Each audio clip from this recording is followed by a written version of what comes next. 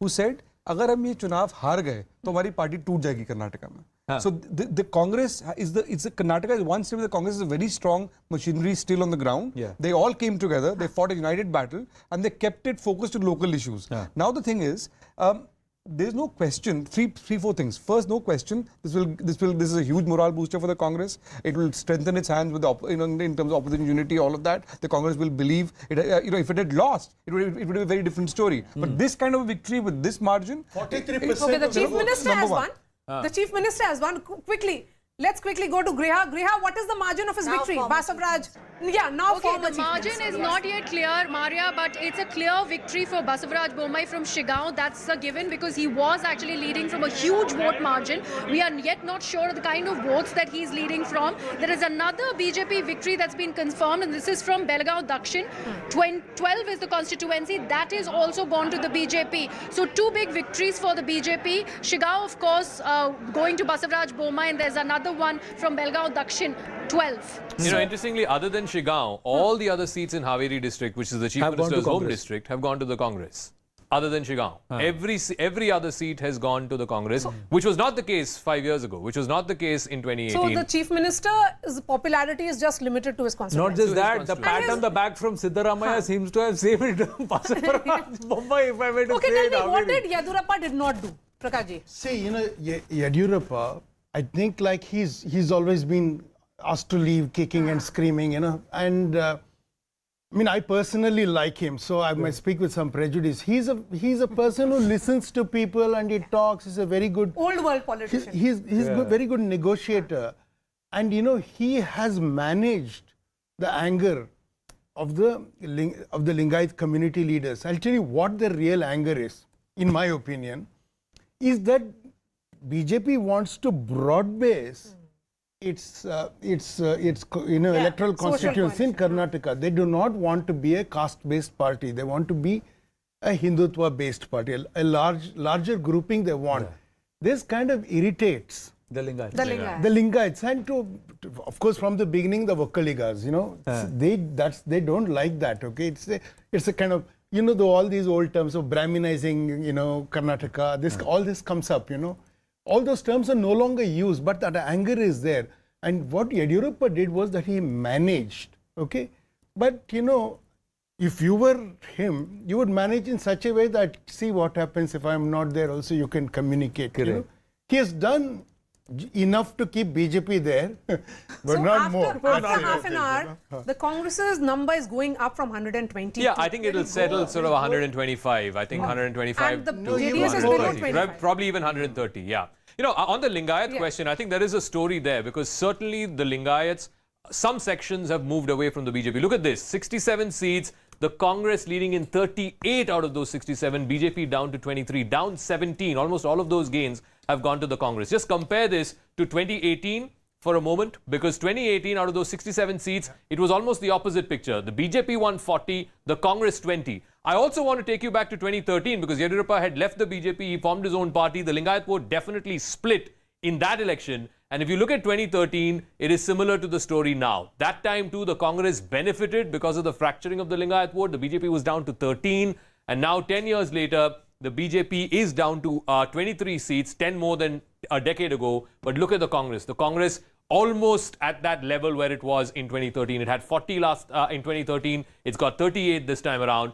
I'm very, very clear. Two things. One, the Congress will have to give a senior Lingayat leader a senior position in its government. And two, I'm very clear about this. This sets the stage for Mr. Vijayendra to be projected 100%. As the next leader of the BJP. Yes. Very, very clear about it. So this also allows him to grow.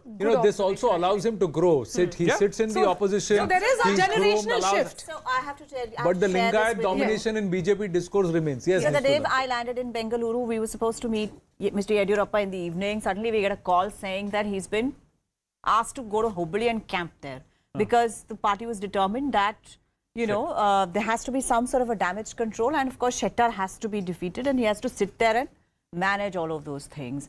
And so I was a little, in fact when I got the appointment in Bengaluru itself, I was a little, I thought it a little strange because it was in the middle of the campaign. I would have thought he was traveling, and he gave me a middle of the day time where most of these people are not available. And that's when I realized that Mr. Yediyurappa, of course, wants the party to do well.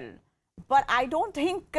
his heart was in campaigning anymore. No, I mean, I think he was very clear that since he was not going to be chief minister, there was only so much he was prepared to do. And he didn't share this with anybody, but it is my idea that it is better for his son that the party had lost.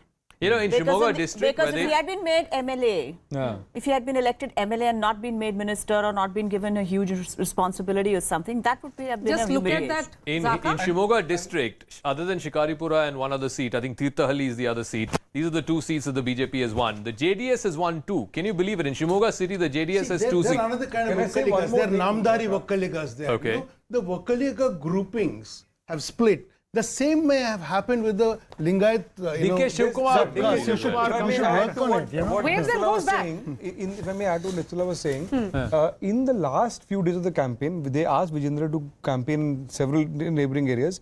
Many of the BJP's other Lingayat leaders, apart from Yediyurappa, the ones who defected, they're different. But the ones who stayed back, they've also lost. They've also I mean, lost. in some of the things. So Yeah, if you correct. have to have a Lingayat face now. No, not just the Lingayat face. This seeding and 5 years of building your profile and becoming a big road, that's another. So Griha's got another win, and we also have Charan Singh Sapra and Sanju Verma with us. We'll go to them in just a bit. Yes, Griha.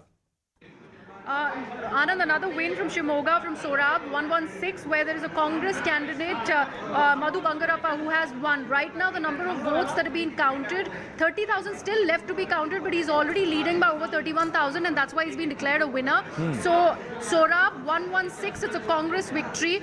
There are also a lot of margin of votes that we were looking at, the earlier question that you were asking. And we do know how from Kanakapura, DK Shivakumar is already leading by over 42,000 votes. And right now, this round 8 of the counting that is completed. So no doubt about his winning. So that is, yeah. So that's there. There is a little bit of tricky situation for Varuna, but right now the round of counting is only on 4. That's how slow the counting is when it comes to this fight between Siddaramaiah and V. Somanna. So that we will get to know a little later, but Siddaramaiah has a clear lead of over 10,000 votes there also. An interesting imagery.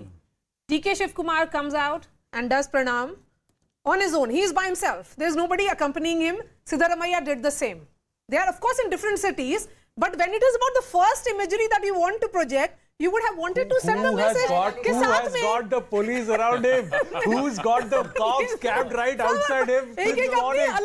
The intelligence message. The intelligence message was... Congress MLAs have been called to Bangalore. Who issued that? Who issued that call? Whether it was KPCC, Who issued that? KPCC DK Shivkumar or KPCC would have done it, but I'm just saying early morning, the first thing you see the police bandobast is around Siddaramaiah. So clearly the indications are there, and he is amongst all these leaders the tallest leader in the state. Also, if MLAs are electing, it will be Siddaramaiah. I think he'll have majority Sanju Verma and Charan Singh Sapra, namaste, good morning, or sir, should I say good afternoon now? Charan Singh Sapra, congratulations are in order. The Congress clearly above 120 at this point in time. But Sanju Verma, this is not a very happy position for the BJP. You know, Anand, I hate to say this, but whether we are winning or losing, we never try and jump the gun. As you have been saying, I've been listening to your analysis. In every seat in Karnataka, there are about 20 to 22 rounds. And at this point, as we speak, maybe 4, 5, 6, at least 8 rounds of counting has been done. I have been told by my karyakartas in Karnataka and our people who are watching the situation there from close quarters that we are seriously in contention and in the race in at least 106 seats where the margin of victory or loss is barely 400 or 500 odd seats. So I would say that this will be a closely contested election, which will in the next couple of hours go down to the wire. Point number 1. Point number 2, I will concede one thing though, that at this point in time, the only major disappointment seems to be from the old Mysuru region, where we anticipated to do a lot better. But Bengaluru, the BJP is, marginally leading. In central Karnataka, it's again a closely contested fight with the Congress leading.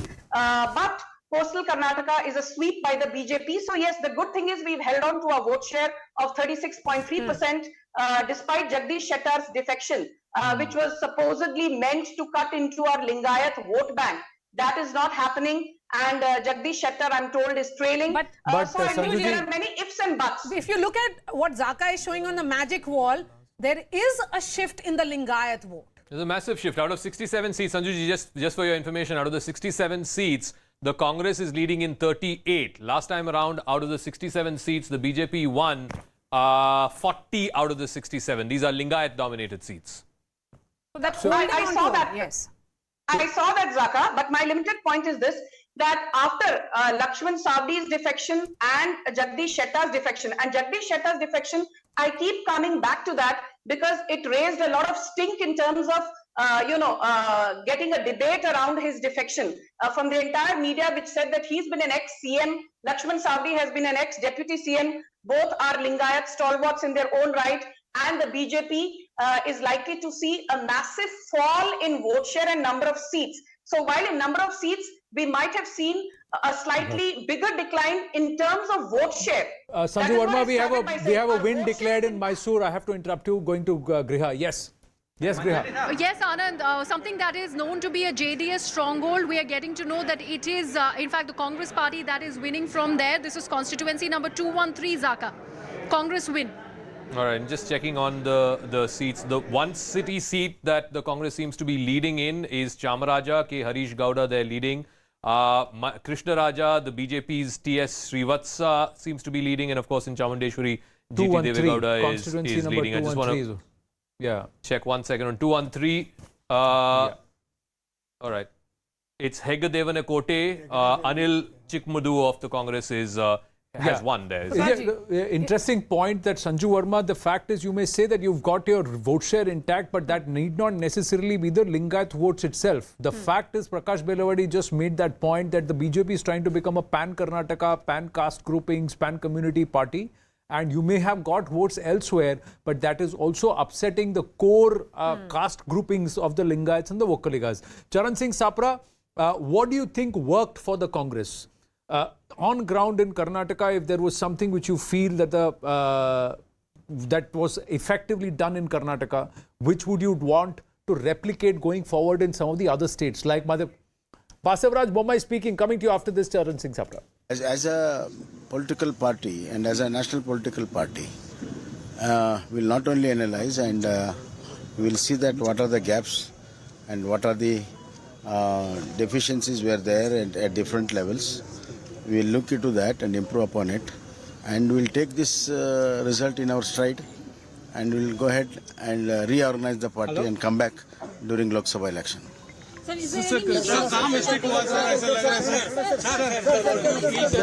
It seems like he's conceded the election to the Congress party. So further congratulations in order, Charan Singh Sapra. Back to that question. What do you think you'd want to implement going forward?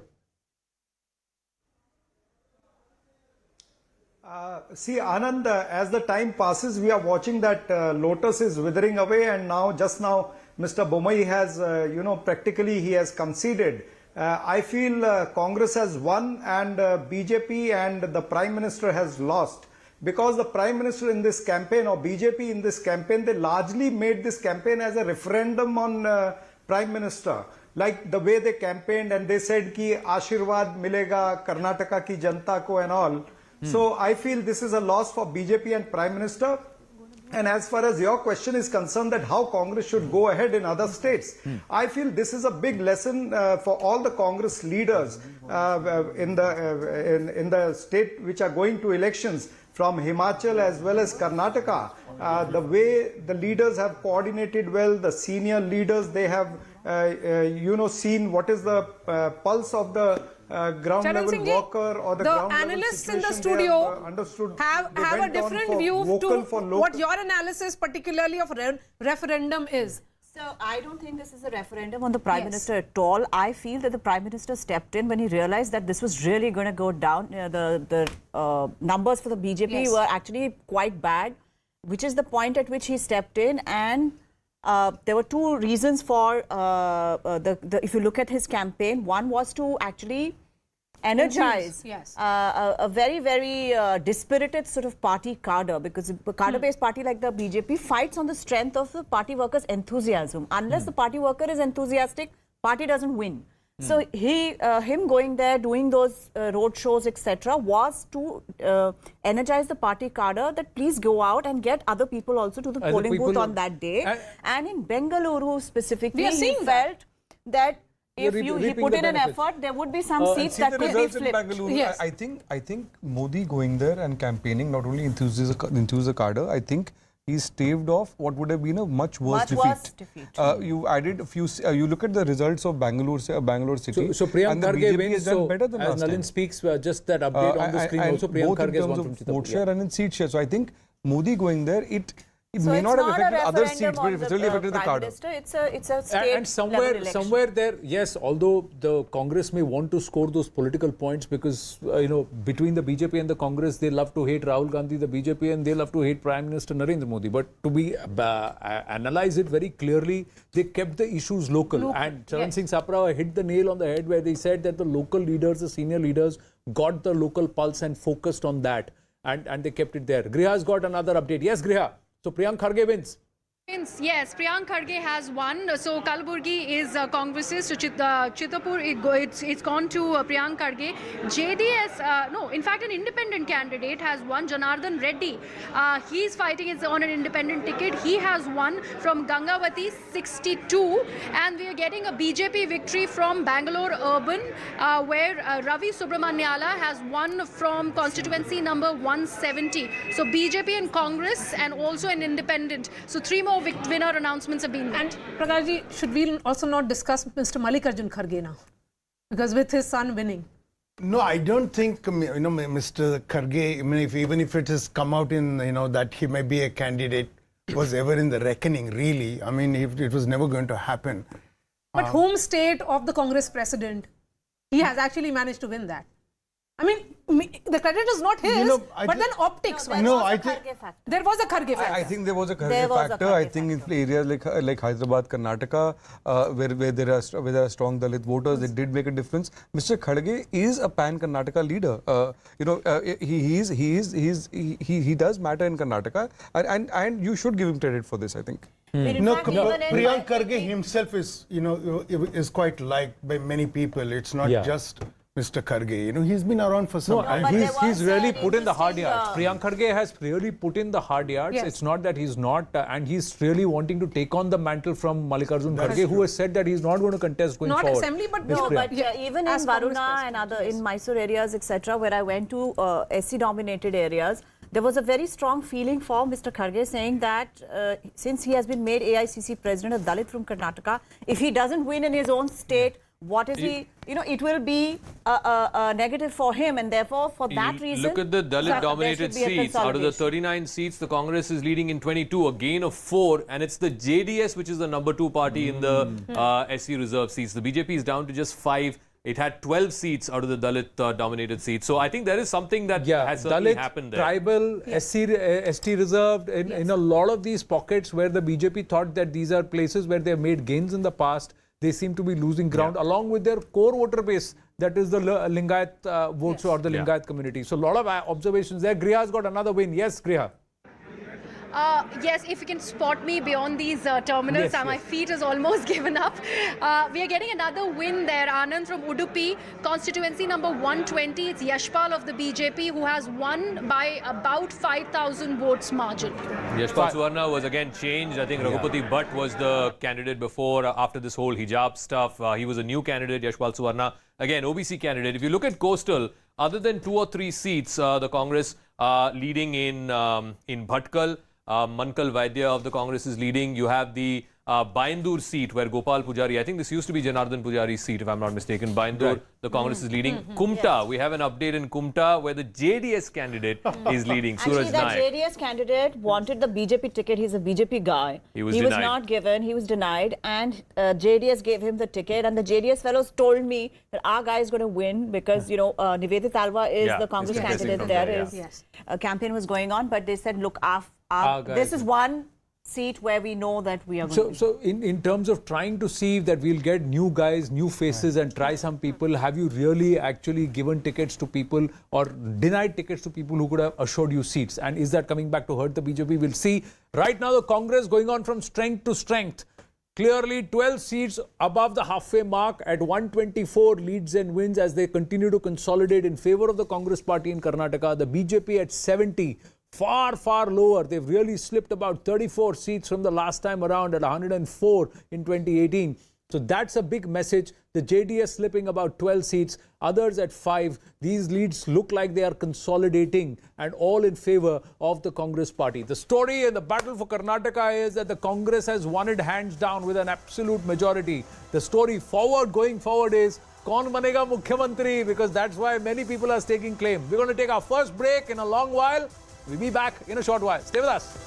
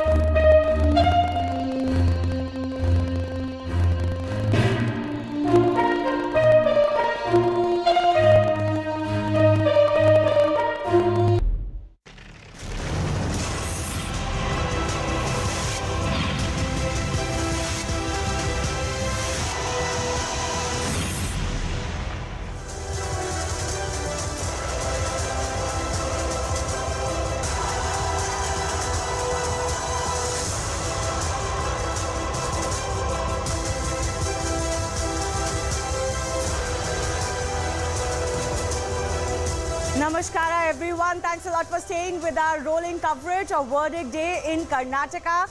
And it's a clear mandate, it seems, for the Congress party, not just the single largest, but well past the majority mark. It's a big win coming in for the Congress that has been searching for that big win in quite some time as far as national politics is concerned. And this is going to give them a fillip ahead of 2024. A lot of reactions are now pouring in from both sides. The BJP conceding defeat, wanting to look inwards. This was a tough election to begin for them. And whether the Prime Minister was able to at least make it a face-saving defeat for them is something we'll discuss. I'm Shivani Gupta. Joining me in the studio are not just our guests, Rashid Kidwai and B.S. Arun, senior journalists, but my colleague Anusha Soni is also joining us. And we'll get you more of the numbers, Anusha, and break them down. And before Shivani gets you on the magic wall, this was a battle of prestige both for the BJP, Congress and the JDS. And it looks absolutely clear that the Congress has been able to secure its prestige. This was a victory that was very important for them for their survival at the national level. What worked for them, and can similar factors work for them in the run-up to the 2024, that big fight that everybody is looking forward to? Well, let me take this to Shivani and she'll break it down in the different regions on the magic wall, how they have performed, what are the bastions that the BJP is still holding on to, and which are the key bastions they have perhaps lost to the Congress party. Shivani, what does the magic wall tell us, especially in terms of, say, coastal Karnataka or the city of Bengaluru? Yes, so a lot of interesting results coming in, especially for the incumbent and the winner, in this case, the Congress party. Because remember, the Karnataka elections in many ways were 5 to 6 mini elections taking place. Each region to region is throwing up a fascinating story. But I want to give you an overall picture first up. So this is the seat number that we have on our home screen, 125 for the Congress party right now. That's as massive as it gets. They may have talked about 140, but they will be more than happy with this 125 if it stays like this. 69 for the BJP, 25 for the JDS. And here's the vote share I want to talk about, because this is becoming very interesting, the story of the Karnataka elections this time. You look at 2018 and 2023, the BJP vote share is consistent at 36%. That's the orange bar.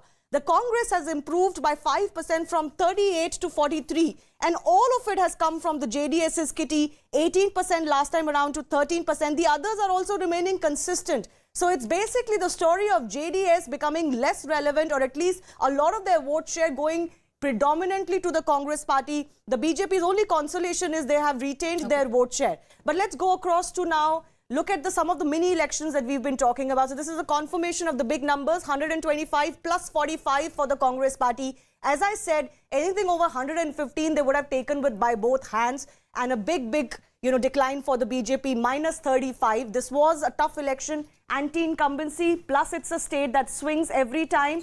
So this was going to be a tough one for them from the very, very beginning. But let's go region by region now. So let's talk about Bengaluru. Bengaluru is a region that is obviously a region of great prestige. So this is the 2023 result. The BJP has actually won, or is leading, at 16. The Congress at 15, which is a plus of 4 for them. So the Congress has gained from last time around. The BJP has just about lost 1 seat. So they've held on, but they've not done very well. Let's go.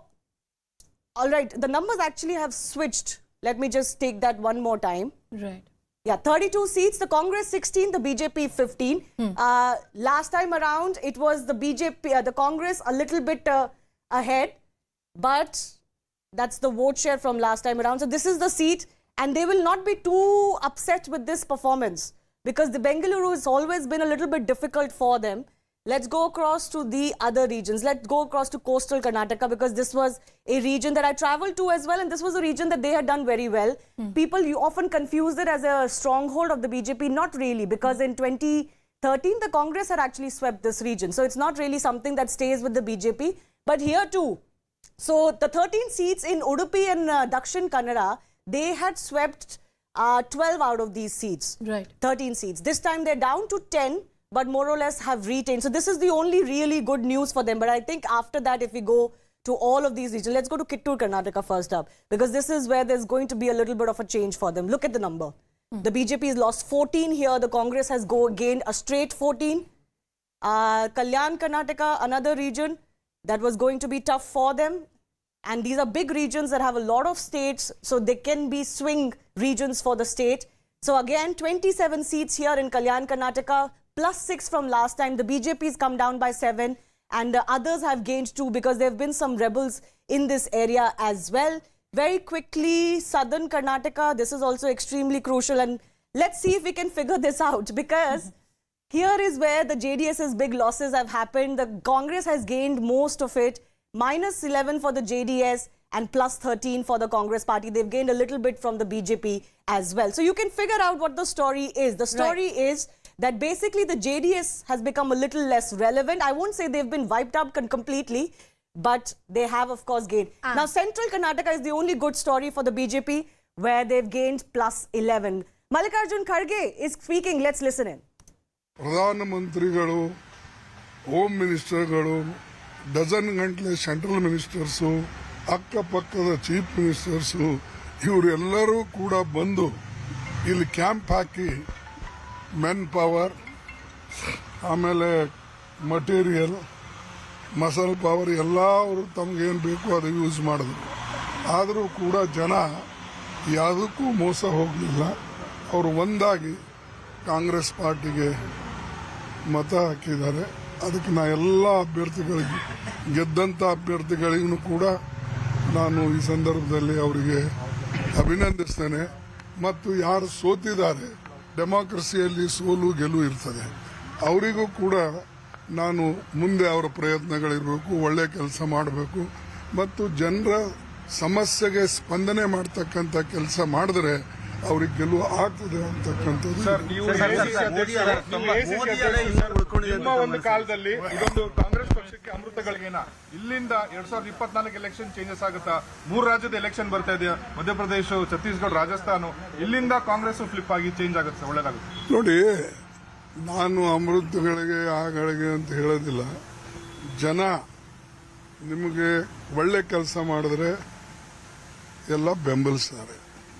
ಮತ್ತೆ ಯಾವಾಗಲೂ do good thing, ಒಳ್ಳೆ ಕೆಲಸ ಮಾಡಿದ್ರೆ ಒಳ್ಳೆ ಫಲ ಸಿಗ್ತದೆ. ಹಾಗೆ ನನ್ನ ವೈಯಕ್ತಿಕ ವಿಚಾರ, ಯಾವಾಗಲೂ ನಾ ಕೆಲಸದ ಮೇಲೆ ನಂಬುತ್ತೇನೆ.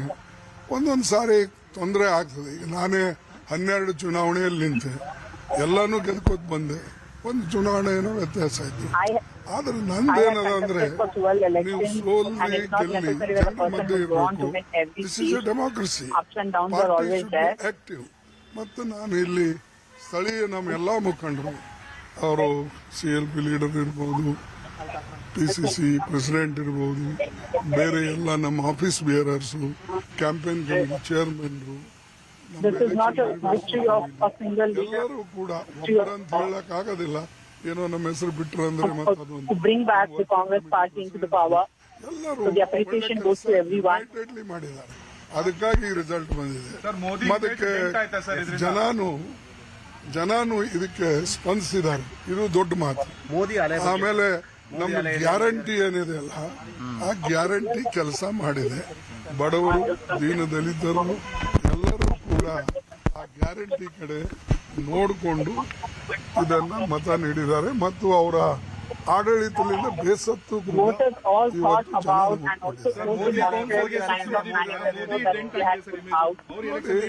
ನಾನು ಯಾವುದೇ ವ್ಯಕ್ತಿಗತ ಬಟ್ ಅವರಾಗೆ ಇದನ್ನ ಮಾಡ್ಕೊಂಡಿದ್ದೆ. ಯಾಕಂದ್ರೆ ಪದೇ ಪದೇ ಬಂದು ನನ್ನ ಮುಖ ನೋಡಿ ಓಟ್ ಕೊಡಿ ಇಂಥವೆಲ್ಲ ಹೇಳಿದ್ರಲ್ಲ, ಅದು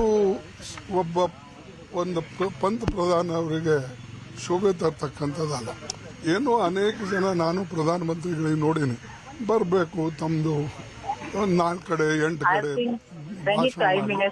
ತಮ್ಮ ಸಂದೇಶ ಏನಿದೆ, ತಮ್ಮ ಫಿಲಾಸಫಿ ಏನಿದೆ, ತಮ್ಮ ಐಡಿಯಾಲಜಿ ಏನಿದೆ ಹೋಗ್ತಾರೆ. ಬಟ್ ಇದು ಓಣಿ ನನಗಷ್ಟು ಸರಿ ಅನಿಸಲಿಲ್ಲ. ಬಟ್ ಎನಿವೆ, ಅವರು ಕ್ಯಾಂಪೇನ್ ಮಾಡೋ ಸ್ಟೈಲ್ ಅದು ಇದೆ. ಅದಕ್ಕೆ ನಾನು ಇಂಥ ಒಂದು ಒಳ್ಳೆ ಸಂದರ್ಭದಲ್ಲಿ ಅವ್ರಿಗೆ ಟೀಕೆ ಮಾಡಕ್ ಹೋಗಿದೆ.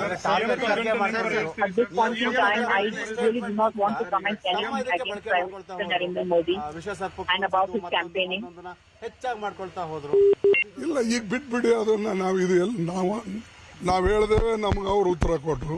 ಅವ್ರಿಗೆ ನಾವು ಏನ್ ಹೇಳ್ಬೇಕು ಹೇಳ್ದೇವೆ. ಈಗೇನಂತಂದ್ರೆ, ನಾವು ಗೆದ್ದಿದ್ದೇವೆ, ಗೆದ್ದ ಮೇಲೆ ಎಲ್ಲರನ್ನ ತಗೊಂಡು ಹೋಗ್ತಕ್ಕಂಥದ್ದು ನಮ್ಮದು.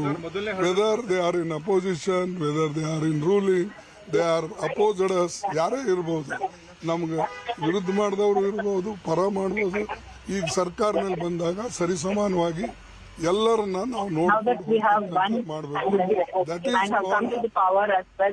Democracy and level playing ground ನಾವು ಎಲ್ಲರಿಗೂ ಕೊಡ್ತೇವೆ. Mr. Mallikarjun Kharge, the Congress president, saying that the muscle and the money power did not work in these elections and the people have voted for real issues. We'll continue tracking all of that. My colleague Griha is also reporting from the live election result hub and getting us all the updates. Griha, some big results coming in. DK Shivkumar has won from Kanakpura. Yes, something that we are flashing on our screens. DK Shivakumar, it's a big victory there, Anusha, because the vote margin that he's won from is over 52,000. So that's the margin of victory that DK Shivakumar has managed from Kanakapura.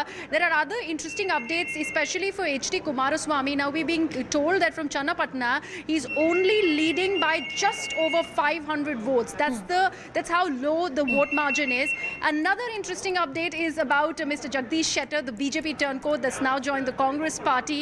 He in fact is massively trailing, and right now we know about the 11th round of counting that's underway, and he is, by the way, trailing by over 37,570 votes. So that entire gamble of leaving the BJP, joining the Congress, doesn't seem to have paid off for Mr. Shettar. It's very interesting actually. If you look at some of these rebels, Anusha, you know, some of them are winning.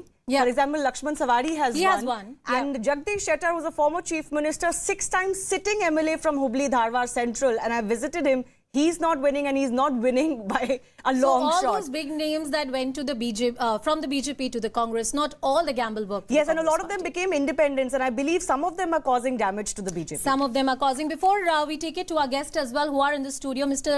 Syed Zafar Islam from the BJP is also joining us on the broadcast. Good afternoon, sir. Thank you so much for joining us on the show today. It's not a good day for the BJP, perhaps one full of lessons, sir. Well, party always in prospect, even after winning the election or after losing any election where we have lost. We in prospect, we evaluate every single booth, whether we have got the votes or whether we haven't got the votes. We do analysis of each and every booth where the poll has been done. So we will do introspection here as well. It looks like that Congress is definitely going to win this election because it's already going to be 12:45 and we were waiting till 12:30 to 1 o'clock. Perhaps we will have much more clarity than what we have just now, but still there are many seats where they are leading by, we are trailing by 500 votes or 600 votes or 800 votes or 1,000 votes, but less than 2,000 votes. Still we are hopeful, but Congress clearly looks ahead of us at this point in time. All right. And if they Zafar Islam, just stay with me. Charan Sapra of the Congress is also with us. But I want to go across to the next big election update we're getting. Kumaraswamy's son has lost. So it's not just the overall big picture where, you know, you've got the JDS's vote bank being depleted by the Congress party, something that was being anticipated, but to what extent nobody could really say. But now they've got another ignominy of sorts coming in. Nikhil Kumaraswamy has been defeated, Kumaraswamy's son losing. So is the family hold or, you know, this kingmaker tradition ending in Karnataka? Charan Sapra, how do you look at it? Is it becoming more bipolar now in Karnataka, you think? Becoming largely a bipolar contest because people of Karnataka, they have seen a triangular fight all these years and they have given a clear mandate to Congress party, and basically the advantage to Congress was that we had taken local issues and BJP had a fractured leadership, their campaign was confused, and finally we could stop the juggernaut of BJP or like the media says, gateway towards south. We have stopped BJP from entering the gateway towards south. Largely Congress had targeted the issues of people, whereas the BJP was only talking about the national issues or they were trying to polarize. And also if you see the caste combination, nearly all the caste, whether it was Lingayat, whether it was Vokalinga, Dalit in a major way have supported Congress party. or the Muslim vote, they have largely supported Congress party. So I feel across the religious section also, if you see, all the people have voted for Congress party majorly because they feel that Congress can lead this state towards prosperity all and I towards can progress. say is that they never clearly, believed in double engine. Clearly, the hyper-local approach that you've taken in these elections seems to have worked for the Congress party, and it has worked across in different regions. I want to cut across to our reporter as well, Rohini, who is with us on the broadcast. She's joining us from the ground, getting us a sense of where the laddus and the dhols are and how the Congress party plans to go further. Who will be their chief minister face? Perhaps that's the next big question to watch out for. Rohini, what are you picking up? Well, I'm right outside Mr. Mallikarjun Kharge's house, and this is the place where the AICC chief is. He just came and briefed the media very clearly, very happy with the results, because when I spoke to him also off camera, he did tell me that they were looking at 120 to 125. Clearly, they seem to have had their ears on the ground and they knew where the numbers were coming from. He also said that this is Janta Janardhan ka decision hai, and this is how people have voted in favor of the Congress. He also thanked the voters and especially the people who have won. But more importantly, when it came to the question of who is going to be the chief minister's face, he said that that decision will be taken unanimously after a meeting of the AICC High Command. And when we said that he himself is part of the High Command, he said it will be done in a democratic process. But clearly we have people like, we have senior leaders like Siddaramaiah, DK Shivkumar, Dr. G. Parmeshwara, MB Patil also throwing their hat in the ring and saying that they would like to be chief minister of Karnataka once the whole election process is complete and the numbers also come out. But at the same time here, they will also be looking at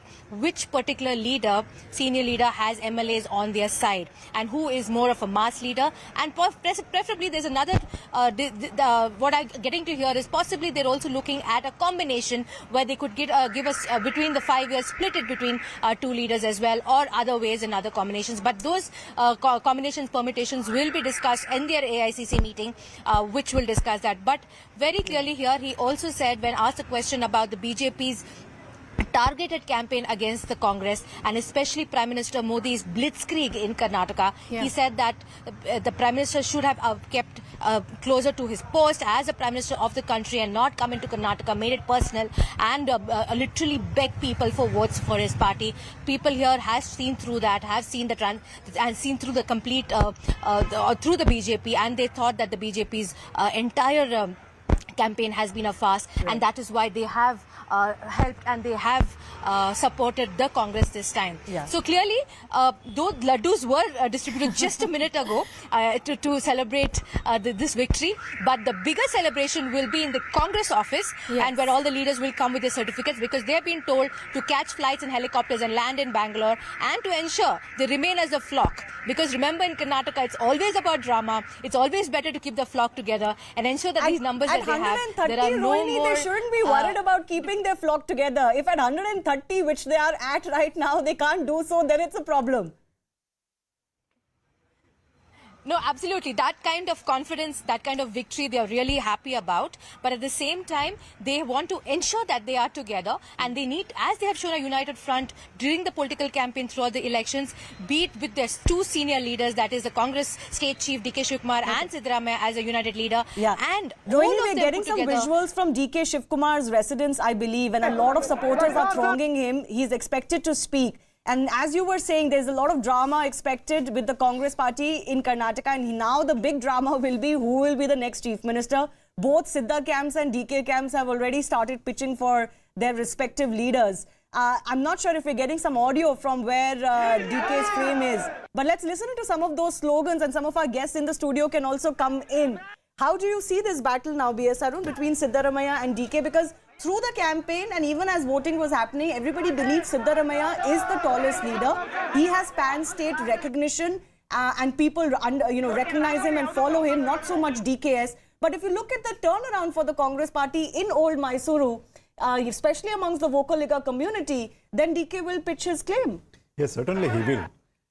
DK is also an organizational man. He was the one who put in a lot of effort, put in perhaps resources, and if the party has come to this stage, it was a combination of the factors that both the leaders contributed to the party, and that's why the party is in such a robust But who do they pick? The man who's retiring after this assembly session? That will be the bigger question. I think, Shivani, this is a tricky bit, and this is going to be a litmus test for Mr. Mallikarjun Kharge, who incidentally belongs to that state and knows the key players. Just one thing I want to say about Mr.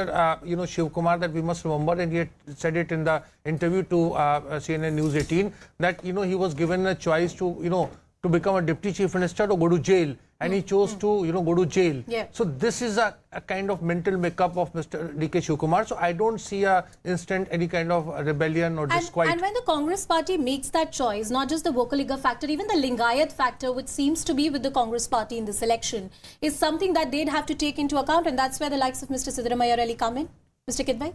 See, Anusha, I think you see the Congress having burned its fingers in Rajasthan and elsewhere, and even Madhya Pradesh political crisis, I think they'll go strictly by the MLA's choice and be it in a very transparent manner, the selection of chief minister. I think Mr. DK Shivkumar is about to speak. Let's try and listen.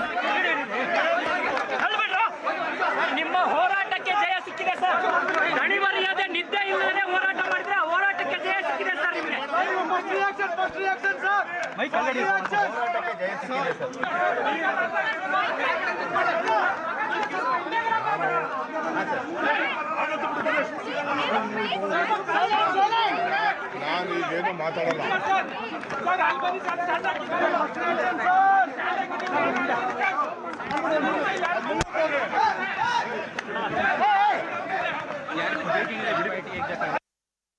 The troubleshooter for the Congress party, Mr. DK Shivkumar, refraining from making any kind of statement. He's been on a temple run from Ujjain, Mahakal to the Chamundeshwari temple. He's been the man who has also openly asserted his claim to be the next chief minister of the state. So that infighting / competition within the Congress more party. than once actually. Yeah, more than once. Even after the polling day, he was making his claim. Let's just try listen and then we'll show you the Vocaliga and the Lingaya dominated seats. ಅಖಂಡ ಕರ್ನಾಟಕದ ಮಹಾಜನತೆಗೆ ಅವರ ಎಲ್ಲ ಪಾದಗಳಿಗೆ ನನ್ನ ಸಾಷ್ಟಾಂಗ ನಮಸ್ಕಾರಗಳು. ನಮ್ಮ ಮೇಲೆ ವಿಶ್ವಾಸ ಇಟ್ಟು ನೀಚಳವಾದಂತ ಬಹುಮತವನ್ನು ಕೊಟ್ಟಿದ್ದಾರೆ. ನಾನು ಸದ್ಯಕ್ಕೆ ಈಗೇನು ಮಾತಾಡೋದಿಲ್ಲ. ನಮ್ಮ ಕಾರ್ಯಕರ್ತರೆಲ್ಲ ಆವೇಶದಲ್ಲಿದ್ದಾರೆ. ನಾನು ನನ್ನ ಎಲೆಕ್ಷನ್ ಸರ್ಟಿಫಿಕೇಟ್ನ ನಮ್ಮ ಏಜೆಂಟ್ ಕೈಲಿ ಈಸ್ಕೊಂಡು ಬಾ ಅಂತ ಕಳಿಸಿದ್ದೆ. ಸೊ ನಮ್ಮ ಕಾರ್ಯಕರ್ತರೆಲ್ಲ ರಾಮನಗರದಲ್ಲಿ ಗಲಾಟೆ ಮಾಡ್ತಾ ಇದ್ದಾರೆ. ಆಗೋದಿಲ್ಲ, ನೀವು ಯಾರ ಕೈಗೂ ಸರ್ಟಿಫಿಕೇಟ್ ನೀವೇ ಬಂದು ಇಸ್ಕೋಬೇಕು ಅಂತ ಕಾರ್ಯಕರ್ತರು ರಾಮನಗರ ಜಿಲ್ಲೆ ಜನ ಕಾಯ್ತಾ ಇದ್ದಾರೆ. ಸೊ ಅದಕ್ಕೆ ನಾನು ಹೋಗಿ ಬರ್ತೀನಿ. ಬಂದು ನನ್ನ ದೇವಸ್ಥಾನ ಕಾಂಗ್ರೆಸ್ ಕಚೇರಿ, ಕಾಂಗ್ರೆಸ್ ಕಚೇರಿಲಿ ನಾನು ಅಲ್ಲಿಂದ ಬಂದು ತಮ್ಮನ್ನ ಉದ್ದೇಶಿಸಿ ಮಾತಾಡ್ತೀನಿ. You seem emotional today. It's a big win for the Congress party. Whom do you credit, sir? Whom do you credit for this victory, sir? I credit my party cadres and all my leaders. They have worked hard. People have exposed faith in us, and the leaders have supported us. It is a collective leadership, and we have jointly worked. I have said in the beginning, joining together is the beginning. On the day I took the oath, thinking together is the progress, working together is the success. That is what I said on the day. I assured Srimati Sonia Gandhi, Rahul Gandhi and Priyanka Gandhi that, and Mr. Mallikarjun Kharge, that I will deliver Karnataka to their fold. I can't forget Srimati Sonia Gandhi coming to meet me in jail when all these BJP people put me under jail. So I rather choose to be in jail than having an office. That is the confidence what Gandhi family and the Congress party in the entire country restored on me. I thank all my leaders in the state, including Mr. Siddaramaiah, all the MLAs, all the party officers and the workers from the block to the booth level who took up the responsibility. It is not one effort. including my ACC office bearers, my general secretaries, in charge general secretaries, secretaries. They work like a block on our office bearers, and all of them are responsible. I have a lot of things to tell. I will come later. I will meet you in my Bharat Jodo Bhavan, and I'll meet you and discuss with you. Your supporters have come in large numbers. They are all saying what will you tell your supporters? It is. I don't want to tell anything. There is only one support, Congress support. So one thing big moment there, isn't it? B.S. Arun, Rashid very Kidwai, emotional big moment, yeah. poignant moment there. D.K. Shivkumar breaking down, talking about the tough times he's faced because of the cases against him and spending time in jail. He's almost, coming out and saying that I proved to the Congress that I'm with them and I'm loyal. I stayed with them. Quick comments, B.S. Arun, if you just want to add to what he said, said. It is his time. And it is his trying time. To flaunt it. So, not Siddaramaya's time, who's fought his last both election. Of them. Both of them tried very hard together, and they presented a united face. Yeah. And that's one of the main reasons why the Congress has won today. But Rashid Kidwai, this is a tough one for the Congress. Yeah, Shivani, I think it was almost like an acceptance speech of, he was thanking everyone, including Siddaramaiah, bringing Sonia Gandhi, becoming a tad emotional, etc. I think it's going to be a tough call, but again, I said the Congress would try to be as judicious as it can by ascertaining views of the party MLAs and putting it on full display in a transparent manner. Okay. I think that would be the best. That's going to be a very tightrope walk for the Congress party. It is going to be. I think this is the going to be a problematic factor that worked for the Congress party, especially in the old Mysuru region. We have that up on the magic wall as well. And the gains that the JDS had made in the last elections have went back to the Congress party, Shivani. That's so basically this is why D.K. Shivkumar can actually stake his claim almost to the same pedestal as Siddaramaiah, because it was accepted, conventional wisdom, that Siddaramaiah is the taller leader, while DK is the organization man, best as the Congress president. But Siddaramaiah was a larger former chief minister face and had greater acceptability across regions in Karnataka. But you look at the Vocaliga dominated seats, the Congress has increased its tally to 18, up by 10.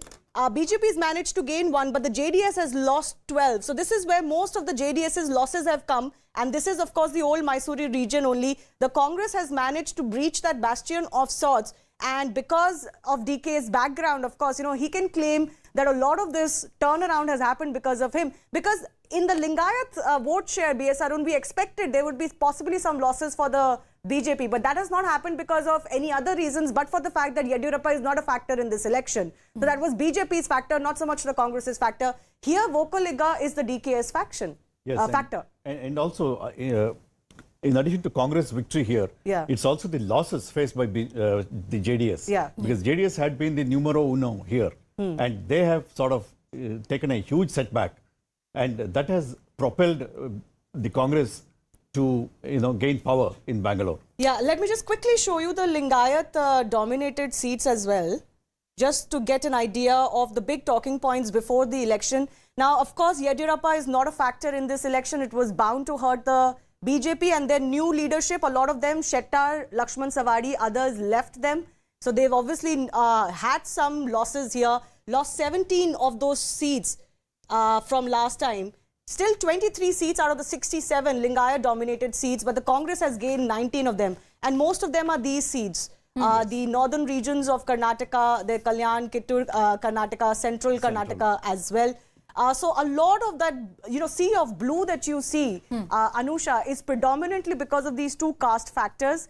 And on both of those parameters, the Congress has gained, one at the cost of the BJP and one at the cost of the JDS. I also want to talk to you, Mr. B.S. Arun, about the factor called Mr. B.S. Yediyurappa. And, there are some expert opinions doing the rounds that perhaps he did not put his entire heart and soul into these elections in getting the Lingayat votes to his side. Would you agree with that assessment at all? See, it's difficult to say, but one factor is, maybe BJP has not used it or he himself was a bit reluctant. We didn't see Yediyurappa as he was in the earlier elections, going around the state, addressing people, doing the organizational work. All those things were missing. Of course, he perhaps was very happy that his son got a ticket and he's in any case. There was full confidence and faith that was put on Mr. Yediyurappa by none other than the Prime Minister. He was the go-to man. That is true. Party leadership showed that much of confidence, and But beyond that, I think Yediyurappa didn't move into the masses, into the people, and address the gatherings. And But Mr. Kidwai, how tightrope of a walk this is? The Vokaliga and the Lingayat factor, the reservation politics has been hotting up in this state. There are, of course, the OBC concerns, the ST concerns, the tribal seats also seem to have come with the Congress party. So it's an intricate balance they need to strike, perhaps. Absolutely. I mean, if a political party gets, 43, 44, 45% of vote, it means that it's got a wide support from various sections and, caste-wise. I think we have not seen the kind of, upsurge the Congress may have got in terms of, the scheduled caste votes because of the presence of Mr. Mallikarjun Kharge and his active participation. The shift in, of Muslim votes perhaps from the JDS to the Congress, perhaps that explains why JDS has lost substantial, votes, not so much seats so far. But I think another point what my friend B.S. Arun was saying and you had asked, see, generational change, Anusha, is a desirable thing, but it is not easy. I mean, the Congress has been accused of it umpteen number of times. But look at the BJP, and they had benched Mr. Yediyurappa, then brought him back in a different capacity, and you can go on, labeling whether how much, hard work he did. I think if he was in good health, perhaps the BJP should have gone ahead with him rather than looking at the 75 par kind of deadline. After what we heard from DKS, and he's almost made his case, I think, a very emotional appeal, we're expected to hear from Siddaramaiah as well. Interesting to see what he says, because DKS did thank Siddaramaiah as well, all his party workers, but thanked, of course, the Gandhi Parivar and talked about how much he has suffered in the state. And before, as we wait for Siddaramaiah's press conference, I do want to ask B.S. Arun, what happens to Kumaraswamy and family now? Well, it's a big setback because their numbers now, it's showing 21. It may the days of being kingmaker are gone. And not just that, the party, is in such a shock that it perhaps never expected its tally to come down from 37 to 21 or even below that. And another thing is, second successive defeat for Kumaraswamy's son, Nikhil, and that he has lost in the Vokaliga heartland is a big, At least setback. one thing what the Prime Minister said, Rashid Kidwai, has come true, that, this very family-based politics, if this is what the trend is from Karnataka too, certainly that is losing its sheen, isn't it? You cannot only on the basis of family and old, your bastions continue to do your politics and do nothing else. Yes, Shivani, I think in case of JDS, they had overplayed their cards and there was a lot of division and disquiet within the, H.D. Kumaraswamy's family in the sense with his relations with Ramanna and that thing with this, over ticket distribution, etc. There were a lot of problems for that. I think, this kind of family business has a law of diminishing returns and it becomes a problematic. But Mr. Modi has also, while Shivani, he criticizes dynasty politics, he's tried to make some amends. He says that at entry level, it is fine, but it is that party should not be owned by the family. But I think that's a problematic But that's what the BJP has always maintained, that you cannot have one family who's always the president, who's always the decision maker. That's the problem that the BJP maintains, that they have with dynastic policies, and where they are different. They obviously have people who have come from families who get tickets as well. And this election was a showcase of that as well. And as we take the conversation forward, I'm told that Griha has an update from Hyderabad. Yes, Griha, what's the latest update?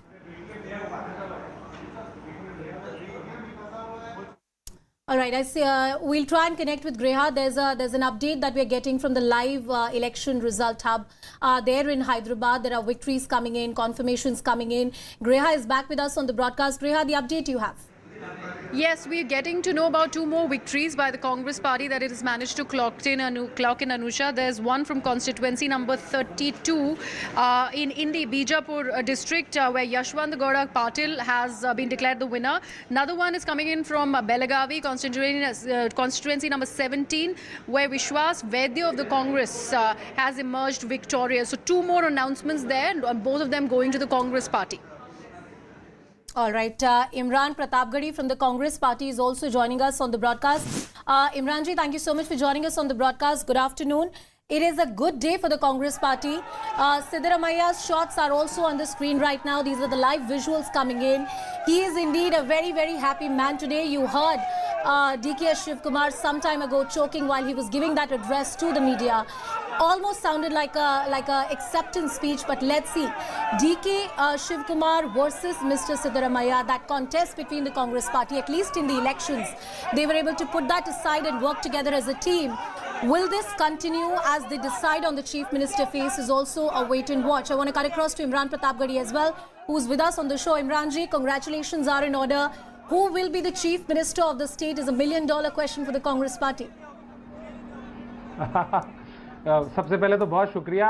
दूसरी बात है कि कांग्रेस ने बहुत बड़ी जीत हासिल की है। अब आपका सवाल बहुत जल्दी है ये कि कौन चीफ मिनिस्टर होगा। मेरा ख्याल है कि कांग्रेस पार्टी में एक डेमोक्रेसी है और उसमें विधायक दल की बैठक में नेता चुना जाता है। जिसे विधायक चुनेंगे वो चीफ मिनिस्टर होगा। डीके शिव कुमार जी हों, सिद्धरमैया जी हों, वो कांग्रेस के चीफ मिनिस्टर होंगे। इमरान जी, आपकी पार्टी की पद्धति में पूरी तरह से समझती हूँ और यही बात अभी थोड़ी देर पहले मिस्टर शिव कुमार ने भी बोली है। I am sure mister Siddaramaiah भी वैसा ही स्टेटमेंट देंगे। लेकिन पार्टी में जो अंतर्द्वंद है या जिस तरह की प्रतिस्पर्धा रही है डीके शिव कुमार और मिस्टर सिद्धरमैया के बीच में, that is a very well known fact. Vokkaliga, Lingayat, different caste equations around which the Congress party has to. Healthy competition होना अच्छी बात है, उसमें कोई बुरा नहीं है। हेल्दी कंपटीशन होना और पार्टी को मजबूत करने के लिए अपने इंडिविजुअल लेवल पे कोशिश करना, इसमें बुरा क्या है? एक अंतर्द्वंद, मैं इसे अंतर्द्वंद नहीं मानता, इसे मैं बहुत एक स्वस्थ प्रतिस्पर्धा मानता हूं, हेल्दी कंपटीशन मानता हूं। तो अब विधायक जिसे चुन लेंगे वो चुना जाएगा। दरअसल ये लड़ाई भाजपा के यहाँ है। उन्होंने येदियुरप्पा जी को हटा करके बोम्मई को सीएम बनाया था ना। असल लड़ाई तो उनके यहाँ थी। हमारे यहाँ इस तरह की कोई लड़ाई नहीं है। हमारे यहाँ जो भी सीएम बनेगा वो। इमरान जी, Siddaramaiah is speaking right now. Let's cut.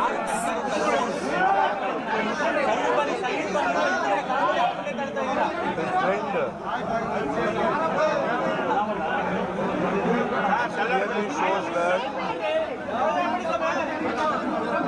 Congress party would get comfortable majority. I have been consistently telling during my campaign that Congress party would get around 130 seats.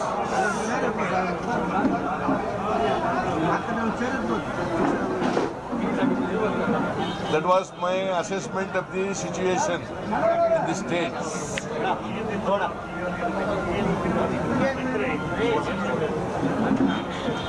Almost it comes true. We may cross 130 also.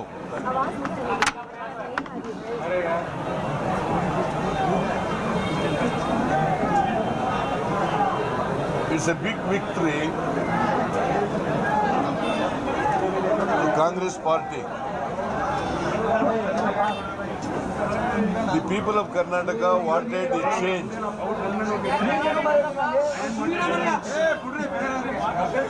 In Karnataka because they were fed up with BJP government. There was a strong anti-incumbency against the BJP government.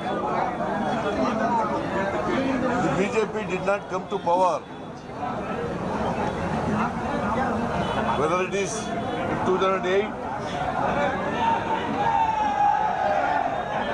or in 2018, there was no mandate by the people, the BJP party. In 2008 also there was a fractured verdict. In 2018 also there was a fractured verdict. In 2008 also they came to power through Operation Kamala. In 2018 also Operation Kamala. They have spent a lot of money in Operation Kamala. The BJP asked some of the MLAs who defected from Congress and JDS by giving them money, and all MLAs who are defected and involved in Operation Kamala, they were all sold. Many of them were taught a lesson in this election.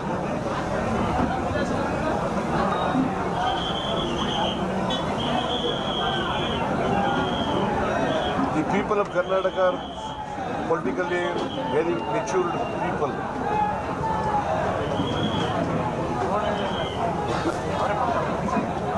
They know which party would save the state. Because there was a threat by the BJP to the secular fabric of the state. There was a hate politics.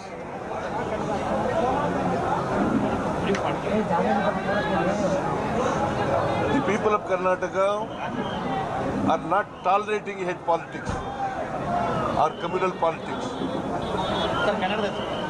They tried to win this election by money power. They could not succeed with money power. And Rahul Gandhi ji, Priyanka Gandhi ji, Mallikarjun Kharge ji, they also campaigned Congress party aggressively.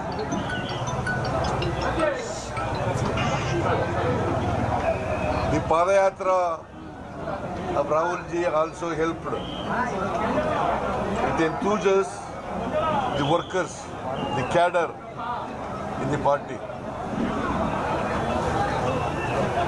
I think this election is a very crucial election. This result of this election will be a stepping stone for the coming Lok Sabha election.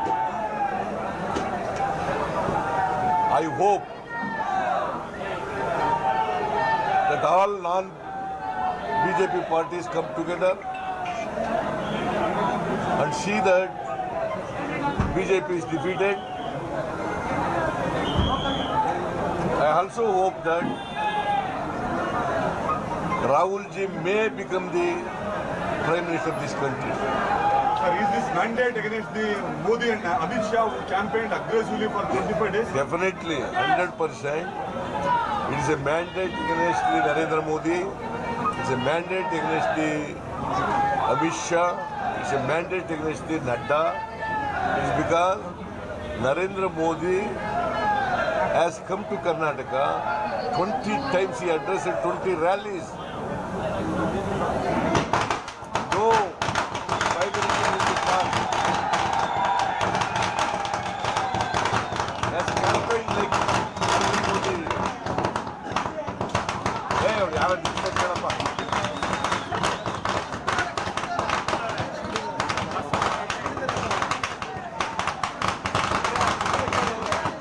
Villarla hachbitirtaralla.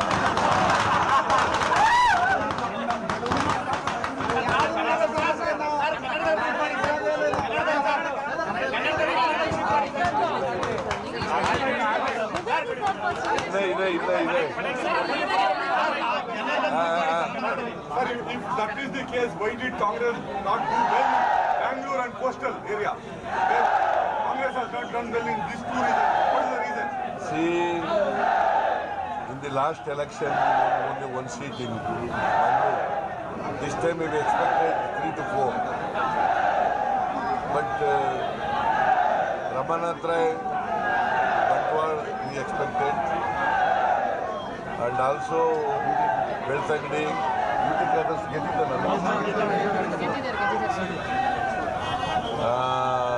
ಒಂದು 3-4 Puttur expected ಆಯ್ತಾ ಆಯ್ತು 4 ಗೆಲ್ತೀವಿ ಅಂತ ಇತ್ತು ಉಡುಪಿನಲ್ಲಿ 2 ಗೆಲ್ತೀವಿ ಅಂತ ಇತ್ತು ಬೈಂದೂರು ಏನಾಯ್ತು ಬೈಂದೂರು ಎಲ್ಲ ಹೋಗುವ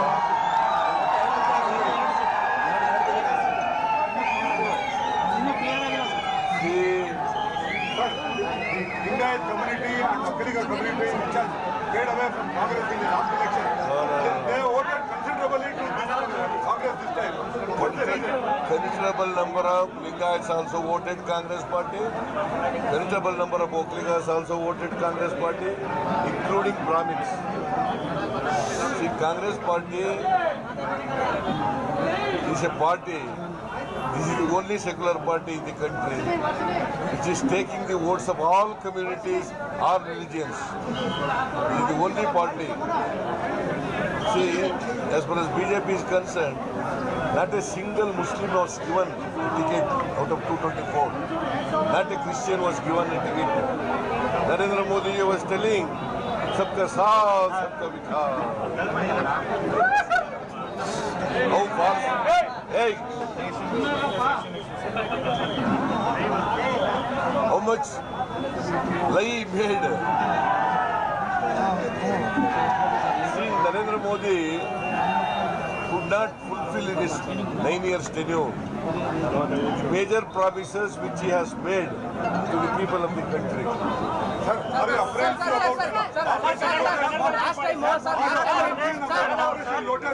No, I was not apprehensive. I had no apprehension that Operation Kamala will do it.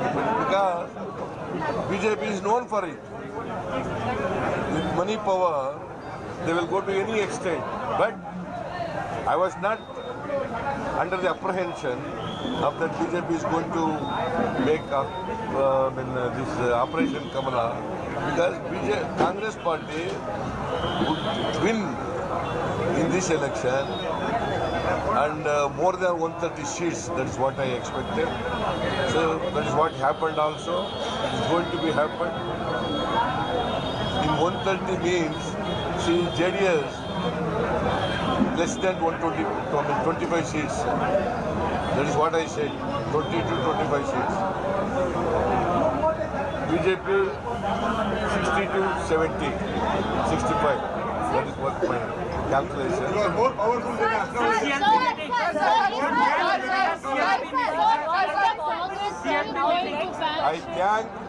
I thank Mallikarjun Kharge ji. I thank Rahul ji.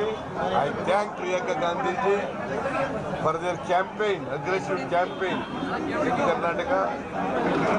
So the Karnataka Assembly Election is conducted. Sonia Gandhi ji also. And all the general secretaries, particularly Vedugopal, Surjewala, and other secretaries who are in charge of Karnataka, I thank all of them.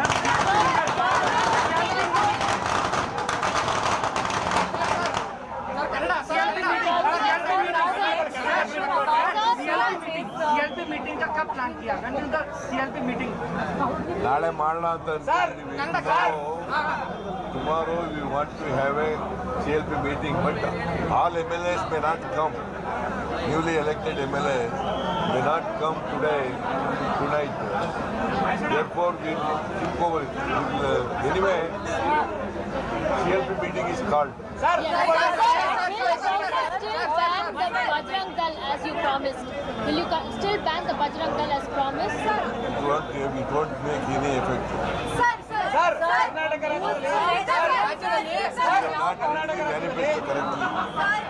Not read the manifesto. What we said was the organization belonging to Hindus like Bajrang Dal and BJP, if they do hate politics, such organizations should be banned. That's what we said.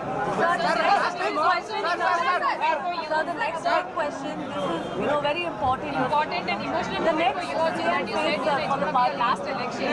So what's the next Both year? of you are asking the next CM one at a time. Same thing, sir. So this is an emotional moment for you. You said that this is going to be your last election. The next question in front of you is who is going to be the CM? CM face. People are curious.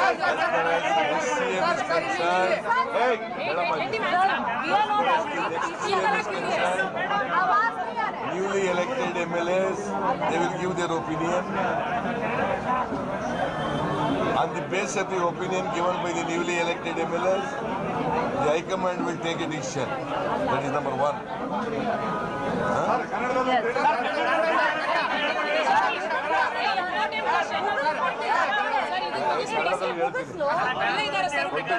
ಹೇಳ್ಬಿಟ್ಟು ಆಮೇಲೆ ಕನ್ನಡ.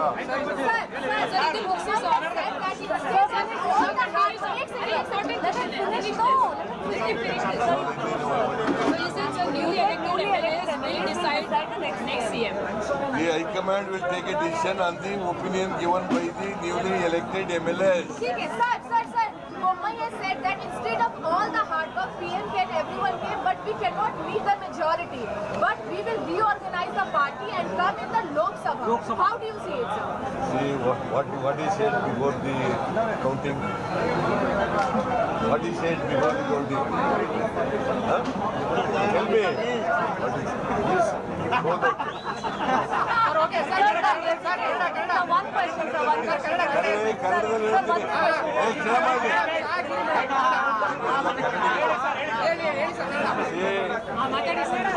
ನಾನು ನನ್ನ ಪ್ರಚಾರ ಸಭೆಗಳಲ್ಲಿ ಹೇಳ್ತಾ ಇದ್ದೆ, ನಮ್ಮ high command ಅವ್ರ ಜೊತೆ ಹೇಳ್ತಾ ಇದ್ದೆ,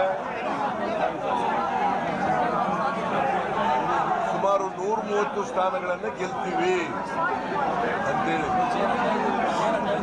ಈಗಿನ ಟ್ರೆಂಡ್ ನೋಡಿದ್ರೆ 130ಕ್ಕೂ ಹೆಚ್ಚು ಸ್ಥಾನಗಳನ್ನು ಗೆಲ್ತೀವಿ. ಕಾಂಗ್ರೆಸ್ ಪಾರ್ಟಿ ಅದರ ಶಕ್ತಿ ಮೇಲಿನ ಸರ್ಕಾರ ಮಾಡ್ತದೆ ಅಂತ ಹೇಳಿದ್ದು, ಅದು ಈಗ ಸತ್ಯ ಆಗಿದೆ.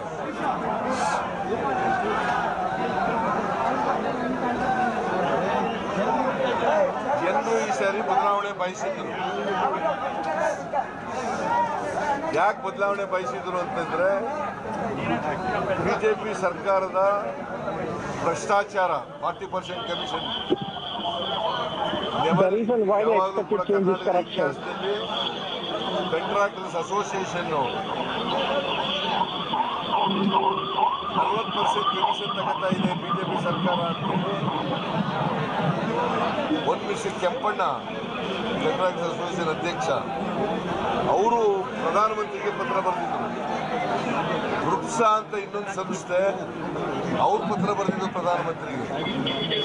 Narendra Modi contractor association chairman Kempanna has written to Prime Minister regarding the corruption here. ಏನು ಕ್ರಮ ತಗೊಂಡಿಲ್ಲ ಅದ್ರ ಮೇಲೆ. But no action was taken against that. Thanks. ಈ ರಾಜ್ಯದ ಜನ ಬೇಸತ್ತಿದ್ರು. ಬಿಜೆಪಿ ಎಷ್ಟು ಬೇಗ ತೊಲಗಿದ್ರೆ ಅಷ್ಟು ಒಳ್ಳೆಯದು ಅನ್ಕೊಂಡಿದ್ರು. ಹಾಗಾಗಿ ಬಿಜೆಪಿಗೆ ತಕ್ಕ ಪಾಠ ಕಲಿಸಿದ್ದಾರೆ. ನರೇಂದ್ರ ಮೋದಿ, ಅಮಿತ್ ಶಾ, ನಡ್ಡಾ, ಯಡಿಯೂರಪ್ಪ, ಚೀಫ್ ಮಿನಿಸ್ಟರ್ ಏನು 150 ಸೀಟ್ ಅವ್ರಿಗೆ ಗೊತ್ತಿದ್ದು ಕೂಡ ಸುಳ್ಳು ಹೇಳ್ತಾ ಇದ್ರು. ಯಾಕಂದ್ರೆ ಅಮಿತ್ ಶಾ ಹತ್ರ ಹೋಮ್ ಡಿಪಾರ್ಟ್ಮೆಂಟ್ ಇದೆ. Amit Shah, Nadda, Yadiyurappa and Basaraj Bommai knew everything, but still they lied. ಗೊತ್ತಿರ್ಬೇಕು ಅವ್ರಿಗೆ, ಸೋಲ್ತೀವಿ ಅಂತ ಗೊತ್ತಿತ್ತು. ಆದ್ರೂ ಹೇಗಾದ್ರೂ ಮಾಡಿ ದುಡ್ಡಿನ ಹಣದ ಬಲದಿಂದ ಗೆಲ್ಲಬೇಕು ಅಂತೇಳಿ ಪ್ರಯತ್ನ ಮಾಡಿದ್ರು. They knew about the corruption in the state. ಡೆಟರ್ಮಿನ್ ಮಾಡಿದ್ರು ಬಿಜೆಪಿನ ಸೋಲಿಸಲೇಬೇಕು ಅಂತೇಳಿ. People had decided to defeat BJP in state of Karnataka. Modi ಅವರ ಪ್ರಭಾವ ಏನೇನೂ ನಡೆದಿಲ್ಲ. ನಾನು ಐ ಹ್ಯಾವ್ ಬೀನ್ ಟೆಲಿಂಗ್ 100 ಸಾರಿ ಮೋದಿ ಬಂದ್ರು. There has been no influence of Modi in Karnataka. I have been telling this. Amit Shah ಬಂದ್ರು ಕೂಡ ಕರ್ನಾಟಕದ ಮತದಾರರ ಮೇಲೆ ಏನೂ ಪರಿಣಾಮ ಬೀರಲ್ಲ. Even if Modi and Amit Shah come to Karnataka even 100 more times, there will be no effect on the people of Karnataka. ಅವರಿಗೆ ಎಚ್ಚರಿಕೆಯ ಗಂಟೆ. ಮುಂದಿನ This Lok Sabha is a warning sign for the BJP. ಇಡೀ ದೇಶದಲ್ಲಿ For the Lok Sabha polls. Narendra Modi ಅವರಿಗೆ BJP ಅವರ ವಿರುದ್ಧವಾಗಿ vote ಕೊಡ್ತಾರೆ. ಬಿಜೆಪಿ ಇತರ ಸರ್ಕಾರ ಅಧಿಕಾರಕ್ಕೆ ಬಂದೇ ಬರ್ತದೆ. This is a warning sign for Narendra Modi. People of India will vote against the BJP in Lok Sabha polls. It is not going to be defeated. It will more than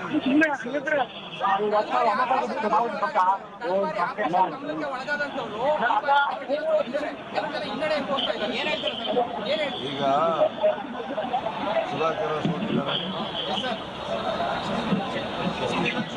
ST Somashekar ಸೋತಿದ್ದಾರೆ, ಆಮೇಲೆ ಮುನಿರತ್ನ ಸೋಲ್ತಾ ಇದ್ದಾರೆ, MTB Nagaraja ಸೋತಿದ್ದಾರೆ, Nirani ಅವರ ಕೆಲವರು ಗೆದ್ದಿದ್ದಾರೆ. Because ಅವ್ರಿಗೆ ಪ್ರಬಲವಾದಂಥ ಅಭ್ಯರ್ಥಿಗಳು ಇಲ್ಲ ಅಂತ ಕಡೆ ದುಡ್ಡು ಖರ್ಚು ಮಾಡಿ ಗೆದ್ದಿದ್ದಾರೆ. ಸರ್, ಎಲ್ಲ ಒಂದ್ ಕಡೆ ನಿಮಗೆ ರಿಸೋರ್ಸಸ್ ಕೊರತೆ ಕಾಂಗ್ರೆಸ್ಗೆ ಇನ್ನಷ್ಟು ಹಿನ್ನಡೆ ಆಯ್ತಾ ಅಂತ ಚುನಾವಣೆಯಲ್ಲಿ ಹಿನ್ನಡೆ ಆಗಿಲ್ಲ, ಬಟ್ ರಿಸೋರ್ಸಸ್ ಇರಲಿಲ್ಲ ಮಾತ್ರ. ಅವರು 10 ಕೋಟಿವರೆಗೂ ಕೊಟ್ಟಿದ್ದಾರೆ. ನಮ್ಮ ಮೇಲಿದೆ ದುಡ್ಡು ಕೊಡೋಕ್ಕೆ, ನಮ್ಗೆ ಯಾರು ಕೊಡ್ತಿರ್ಲಿಲ್ಲ.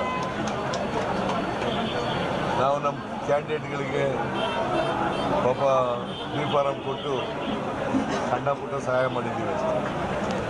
ದೇಶದಲ್ಲಿ ಕಾಂಗ್ರೆಸ್ ಇಲ್ಲ ಅನ್ನುವಂಥ ಆರೋಪ ಇತ್ತು. ದೇಶದಲ್ಲಿ ಕಾಂಗ್ರೆಸ್ ಇಲ್ಲ ಅನ್ನುವಂಥ ವಿಚಾರಗಳು ಚರ್ಚೆ ಆಗ್ತಾ ಇತ್ತು. ರಾಜ್ಯದ ಈ ಗೆಲುವು ನಿಮ್ಮ ಹೈಕಮಾಂಡ್ಗೆ ಎಷ್ಟು ಮಟ್ಟಿಗೆ ಫಲ ತುಂಬಿದೆ?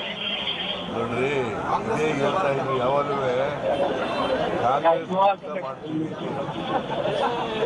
ಅಲ್ವಾ. ಆದರೆ ಎಲ್ಲ ರಾಜ್ಯಗಳಲ್ಲೂ ಕೂಡ BJP ಇಲ್ಲ. ವೆಸ್ಟ್ ಬೆಂಗಾಲ್ನಲ್ಲಿದೆಯಾ, ಪಂಜಾಬ್ನಲ್ಲಿದೆಯಾ, ಒರಿಸ್ಸಾದಲ್ಲಿದೆಯಾ, ಬಿಹಾರ್ನಲ್ಲಿದೆಯಾ, ಕೇರಳದಲ್ಲಿದೆಯಾ, ತಮಿಳುನಾಡಿನಲ್ಲಿದೆಯಾ, ತೆಲಂಗಾಣದಲ್ಲಿದೆಯಾ, ಮಧ್ಯಪ್ರದೇಶದಲ್ಲಿ ಆಪರೇಷನ್ ಕಮಲ ಮಾಡ್ಕೊಂಡು ರಾಜಸ್ಥಾನದಲ್ಲಿದೆಯಾ? Not correct. ಈಗ Siddaramaiah pointing out the fact where BJP is not in many of the states of India. Sir, in 2024, do you think now Congress can bargain easily with all opposition? In 2024 Lok Sabha election, do you think now Congress can bargain easily? Bargain? Yes. What opposition is alliance. ಬೇರೆ ಪಕ್ಷಗಳ ಜೊತೆ ಗೆದ್ದಿರೋದ್ರಿಂದ ನೀವು bargaining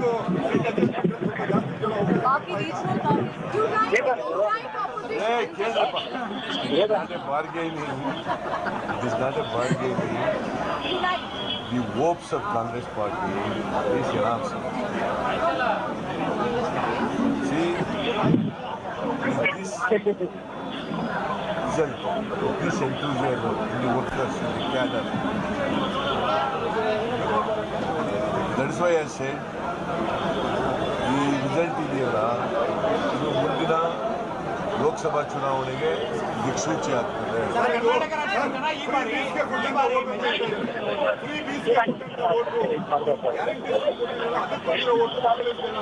ಅದು ಕೂಡ ನಾವು guarantee ಸ್ಕೀಮ್ಗಳು ಕೊಟ್ಟಿದ್ದೀವಲ್ಲ, ಭಾಳ ಲಘುವಾಗಿ ಮಾತಾಡಿದ್ರು ನರೇಂದ್ರ ಮೋದಿ ಅವರು. ಇಂಪ್ಲಿಮೆಂಟ್ ಮಾಡೋಕ್ಕಾಗಲ್ಲ ಅವನ್ನ, ರಾಜ್ಯ ಆರ್ಥಿಕವಾಗಿ ದಿವಾಳಿ ಆಗ್ಬಿಡ್ತದೆ ಅಂತೇಳಿ. ನಾನು 13 ಬಜೆಟ್ ಮಂಡಿಸಿರೋ. I know the financial position of the state. ಅವ್ರಿಗೇನು ಗೊತ್ತಿಲ್ಲ ಪಾಪ ಫೈನಾನ್ಷಿಯಲ್ ಪೊಸಿಷನ್ ಏನು. ಯಾಕೆಂದರೆ ನಮಗೆ ನಾವು ಒಂದು 50-40 ಸಾವಿರ ಕೋಟಿ ಆಗುತ್ತೆ ಅಂದರೂ ಕೂಡ manage. Karnataka can afford to spend and implement these programs.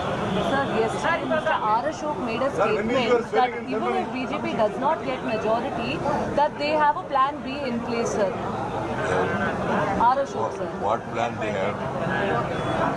You have got absolute majority. What plan they are going to have? ಹೊಸ ಸರ್ಕಾರ ಅಧಿಕಾರಕ್ಕೆ ಯಾವಾಗ ತಗೊಂಡಿರಿ ಸರ್? ಅಧಿಕಾರ ಪ್ರಮಾಣ ವಚನ ಯಾವಾಗ? ನೋಡೋಣ, ನಾಳೆ ತೀರ್ಮಾನ ಮಾಡ್ತೀವಿ. Because ultimately High Command has to send the observers and they have to take the opinion, collective opinion, on the basis of the opinion.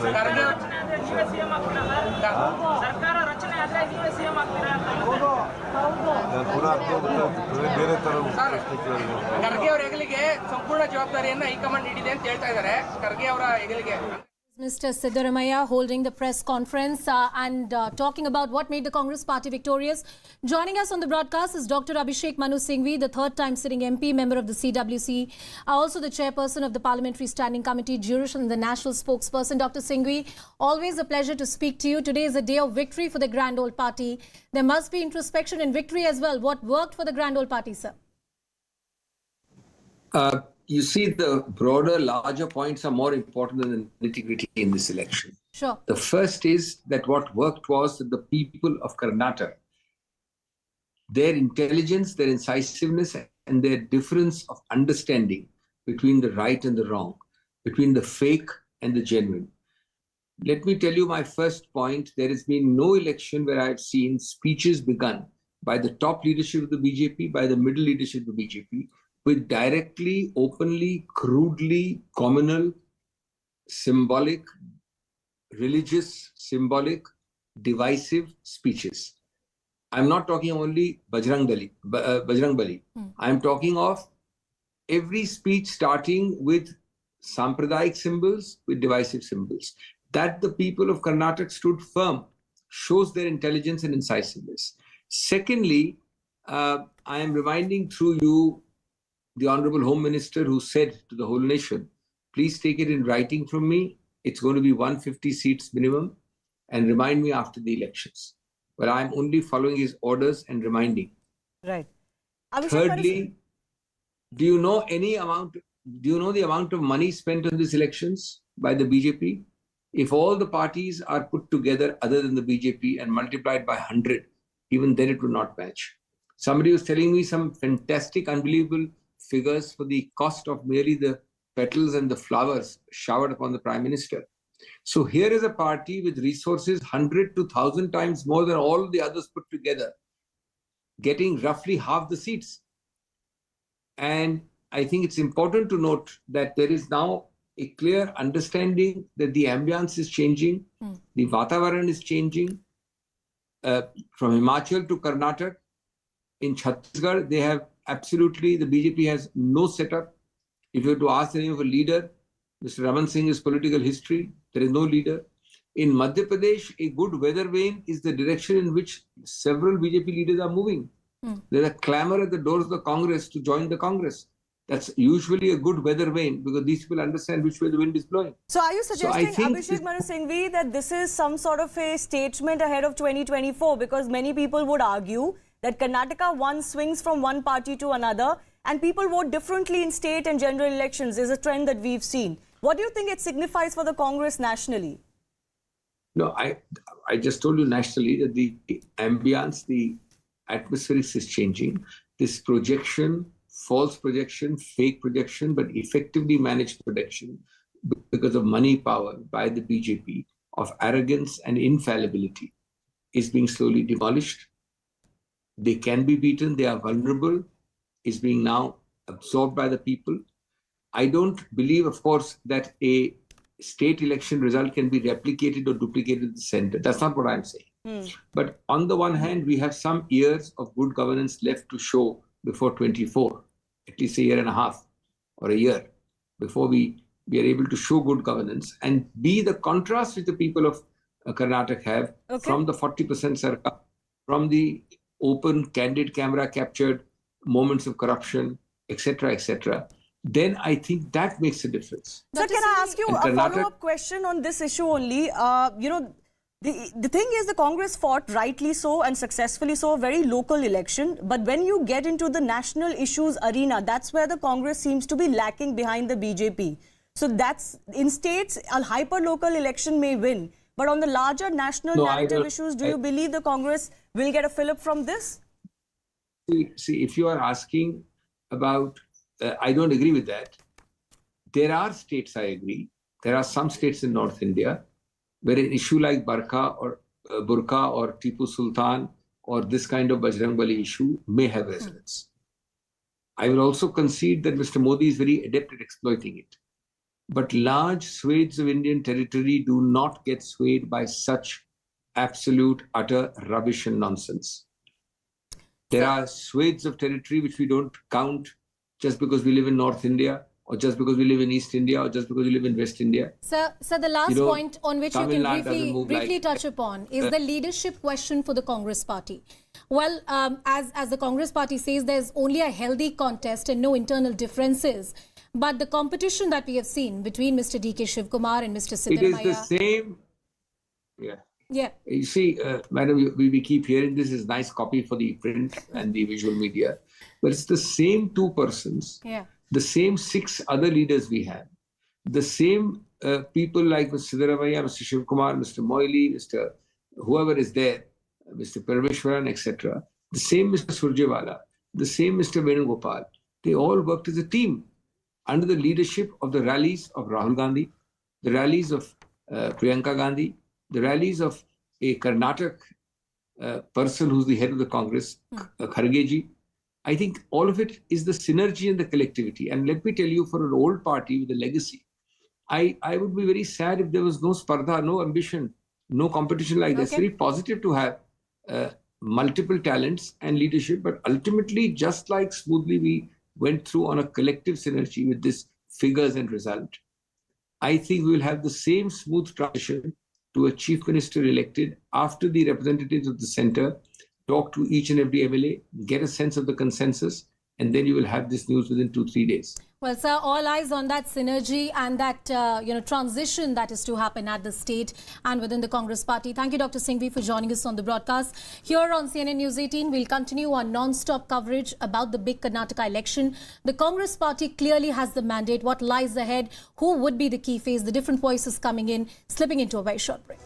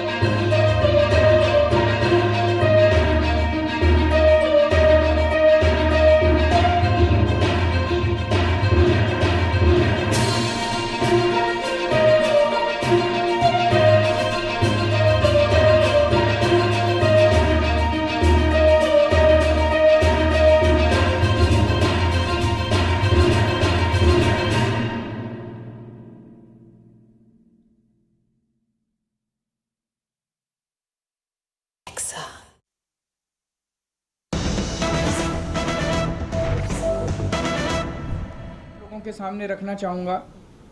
पिछली बार 92 सीट्स जीत के हमने सरकार बनाई थी, आज से लगभग 1.25 साल पहले। वो एक वेव थी आम आदमी पार्टी की। उस वेव में भी जालंधर की लोकसभा सीट में 9 विधानसभाएं आती हैं, उन 9 में से हम केवल 4 जीत पाए थे, बाकी 5 कांग्रेस के पास चली गई थी। तो ये इतना ज़बरदस्त कांग्रेस का गढ़ माना जाता है कि 9 में से 4 ही हम जीत पाए। उस वेव के अंदर भी 5 सीट कांग्रेस जीत गई। आज उस 9 में से 7 सीटें आम आदमी पार्टी जीती है। केवल 2 जालंधर सेंट्रल और जालंधर नॉर्थ की सीटों पे हम थोड़ा पीछे हैं। पिछले साल असेंबली का जो चुनाव था विधानसभा का, उसमें हमें पूरे पंजाब में 42% वोट मिले थे, लेकिन जालंधर में हमें बहुत कम वोट मिले, हमें 28% वोट मिले। आज इसको हमने बढ़ा के हम लगभग 34% वोट पे हैं और जालंधर जीत रहे हैं। पिछले बार असेंबली चुनाव में 4 विधानसभाएं ऐसी थी, शाहकोट, आदमपुर, फिलौर और जालंधर नॉर्थ, जहाँ पे हम तीसरे नंबर पे थे। आज इन 4 में से 3 सीटें हम जीत गए हैं और 1 सीट पे हम सेकंड नंबर पे हैं। और 2019 के चुनाव में, लोकसभा चुनाव में, जालंधर सीट से, लोकसभा की सीट से हमें केवल 2.5% वोट मिले थे। आज हमें 34% वोट मिले हैं और हम जीते हैं। दूसरी पार्टियों ने, बीजेपी ने एक नेता के, अटवाल साहब के बेटे, चरणजीत सिंह अटवाल के बेटे को टिकट दिया था। कांग्रेस ने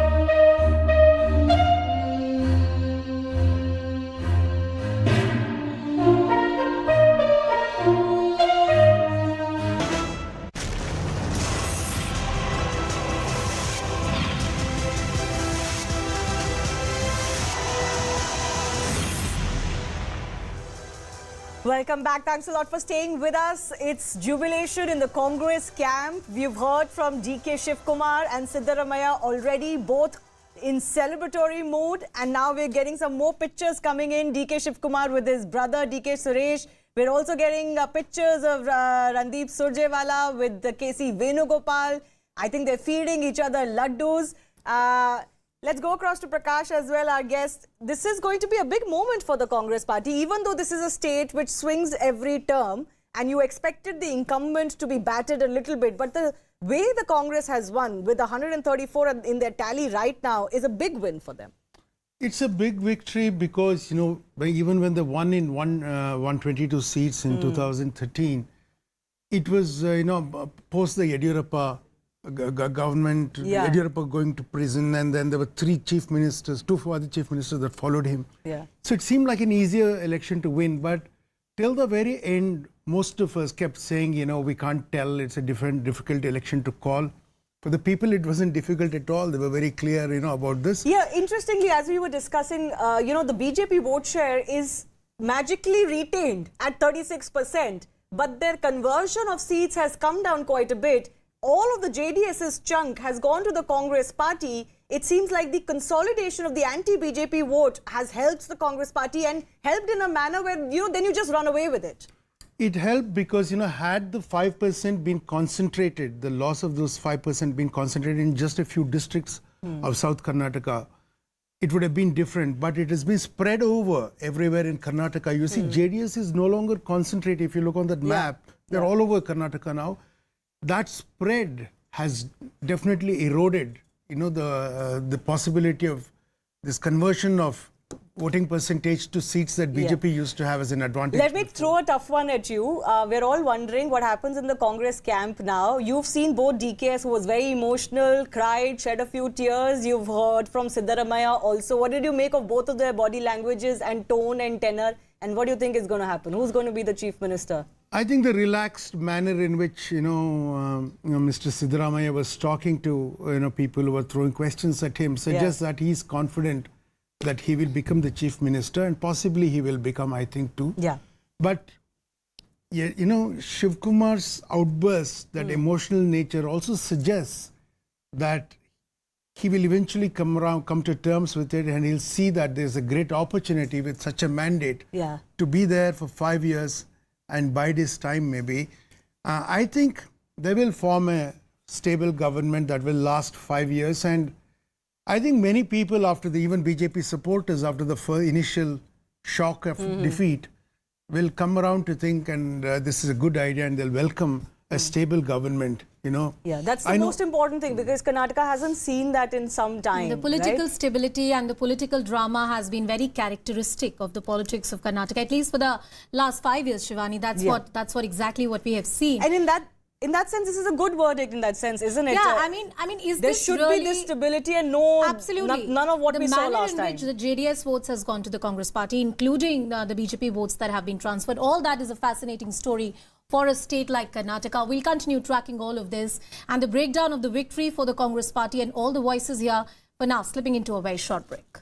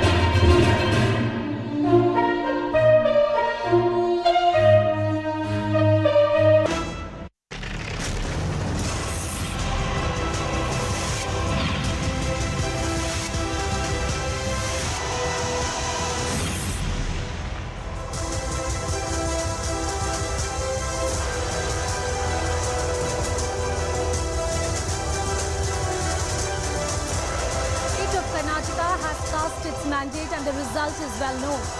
If this was a battle of prestige for the Congress, BJP and the JDS, the Congress party indeed has saved this one for themselves. This election was very important for them, keeping in mind that this is a precursor not just to the upcoming state elections in the Hindi heartland, but also in the upcoming elections, the big fight of 2024. What do the numbers tell us?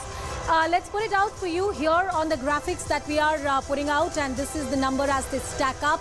For the BJP right now, it doesn't look too good. It is 65, they're down to 65. The Congress party at 133. The JDS has got into huge losses this time, even in their bastion of the old Mysuru region. So if you look at these numbers, this is a story of how the Congress party has been able to hold on to the gains that they had made earlier, say about a decade ago, especially in a region like old Mysuru. Significant gains that they've made in coastal Karnataka as well. But overall, this is an assertion of the grand old party, the Lingayats, the Vokaligas, getting the caste calculus right. And here is also a story how a regional party like JDS, is this the beginning of the end of regional politics for which the JDS is known? They will not be the kingmaker. It's a clear mandate that the Congress party has got this time. But what is the rural-urban divide in this election? How has the city like Bengaluru voted? And are the voters really divided keenly on the rural versus the urban issues? My colleague Shivani will tell you on the magic wall.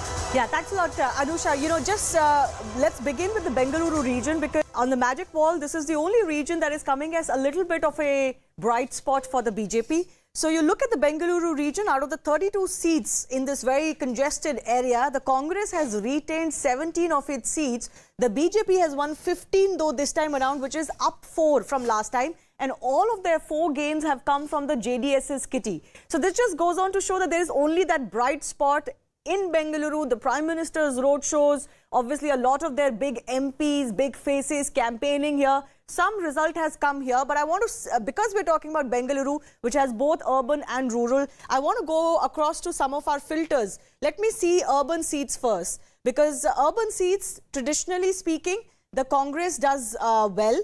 I beg your pardon, the BJP does well. But if we look at the overall urban seats, here's for the entire state.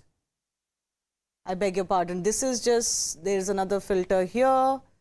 And we go to overall urban states. So there's about 46 of them. And 26 have been won by the BJP, which is up 5 for them. So, which is countering the trend. Which is countering the trend. This is the only bright spot for them, actually, because otherwise, region after region, barring Bengaluru and possibly coastal Karnataka to a certain extent, and section after section, they've continued to lose seats. But this is the only positive trend for them. And I want to quickly show you how much they have lost as far as the... They've said it's switched now, Congress it's switched and now. BJP. Let me just redo this. But let me do rural. Yeah, so rural is where the Congress has made such a massive dent. And you look at all spread all across Karnataka. Plus 40 seats for them. And I think ahead of the 2024 elections, given the conventional wisdom that the poor votes for Narendra Modi and for the BJP because of the beneficiary, model, and because they've gained so much from the central government, they might be a little bit concerned by this. But I'll only add a caveat, Prakash, that the people do vote differently in state and general Yadurappa, I believe, elections. is speaking right now. Let's just cut across. ಕೇವಲ 2 ಸ್ಥಾನದಿಂದ ಆರಂಭಿಸಿ ರಾಜ್ಯದಲ್ಲಿ ಸ್ವಂತ ಬಲದ ಮೇಲೆ ಸರ್ಕಾರ ರಚನೆ ಮಾಡಿದ್ದು ಈ ಫಲಿತಾಂಶದಿಂದ ಪಕ್ಷದ ಕಾರ್ಯಕರ್ತರು ಧೃತಿಗೆಡುವಂತ ಅಗತ್ಯ ಇಲ್ಲ. ಜನಪ್ರಿಯ ಪ್ರಧಾನಮಂತ್ರಿ ನರೇಂದ್ರ ಮೋದಿಜಿಯವರ ನೇತೃತ್ವದಲ್ಲಿ ರಾಜ್ಯದಲ್ಲಿ ಬಿಜೆಪಿ ಸರ್ಕಾರ ಅಭಿವೃದ್ಧಿ ಪರ ಆಡಳಿತ ನೀಡಿದಾಗ್ಯೂ ಸಹ ಪಕ್ಷಕ್ಕೆ ಹಿನ್ನಡೆಯಾಗಿರೋ ಬಗ್ಗೆ ಆತ್ಮವಿಮರ್ಶೆ ಮಾಡಿಕೊಳ್ಳಲಾಗುವುದು. ರಾಜ್ಯದ ಅಭಿವೃದ್ಧಿಗೆ ನಮ್ಮ ಪಕ್ಷದ ಸಹಕಾರ ಸದಾ ಇರುತ್ತೆ. ರಾಜ್ಯದ ಜನತೆ ಈ ತೀರ್ಪನ್ನು ಗೌರವದಿಂದ ಸ್ವೀಕರಿಸುತ್ತೇವೆ. ರಾಜ್ಯದ ಮತದಾರರಿಗೆ ನಾನು ಧನ್ಯವಾದಗಳನ್ನು ಹೇಳ ಬಯಸುತ್ತೇನೆ.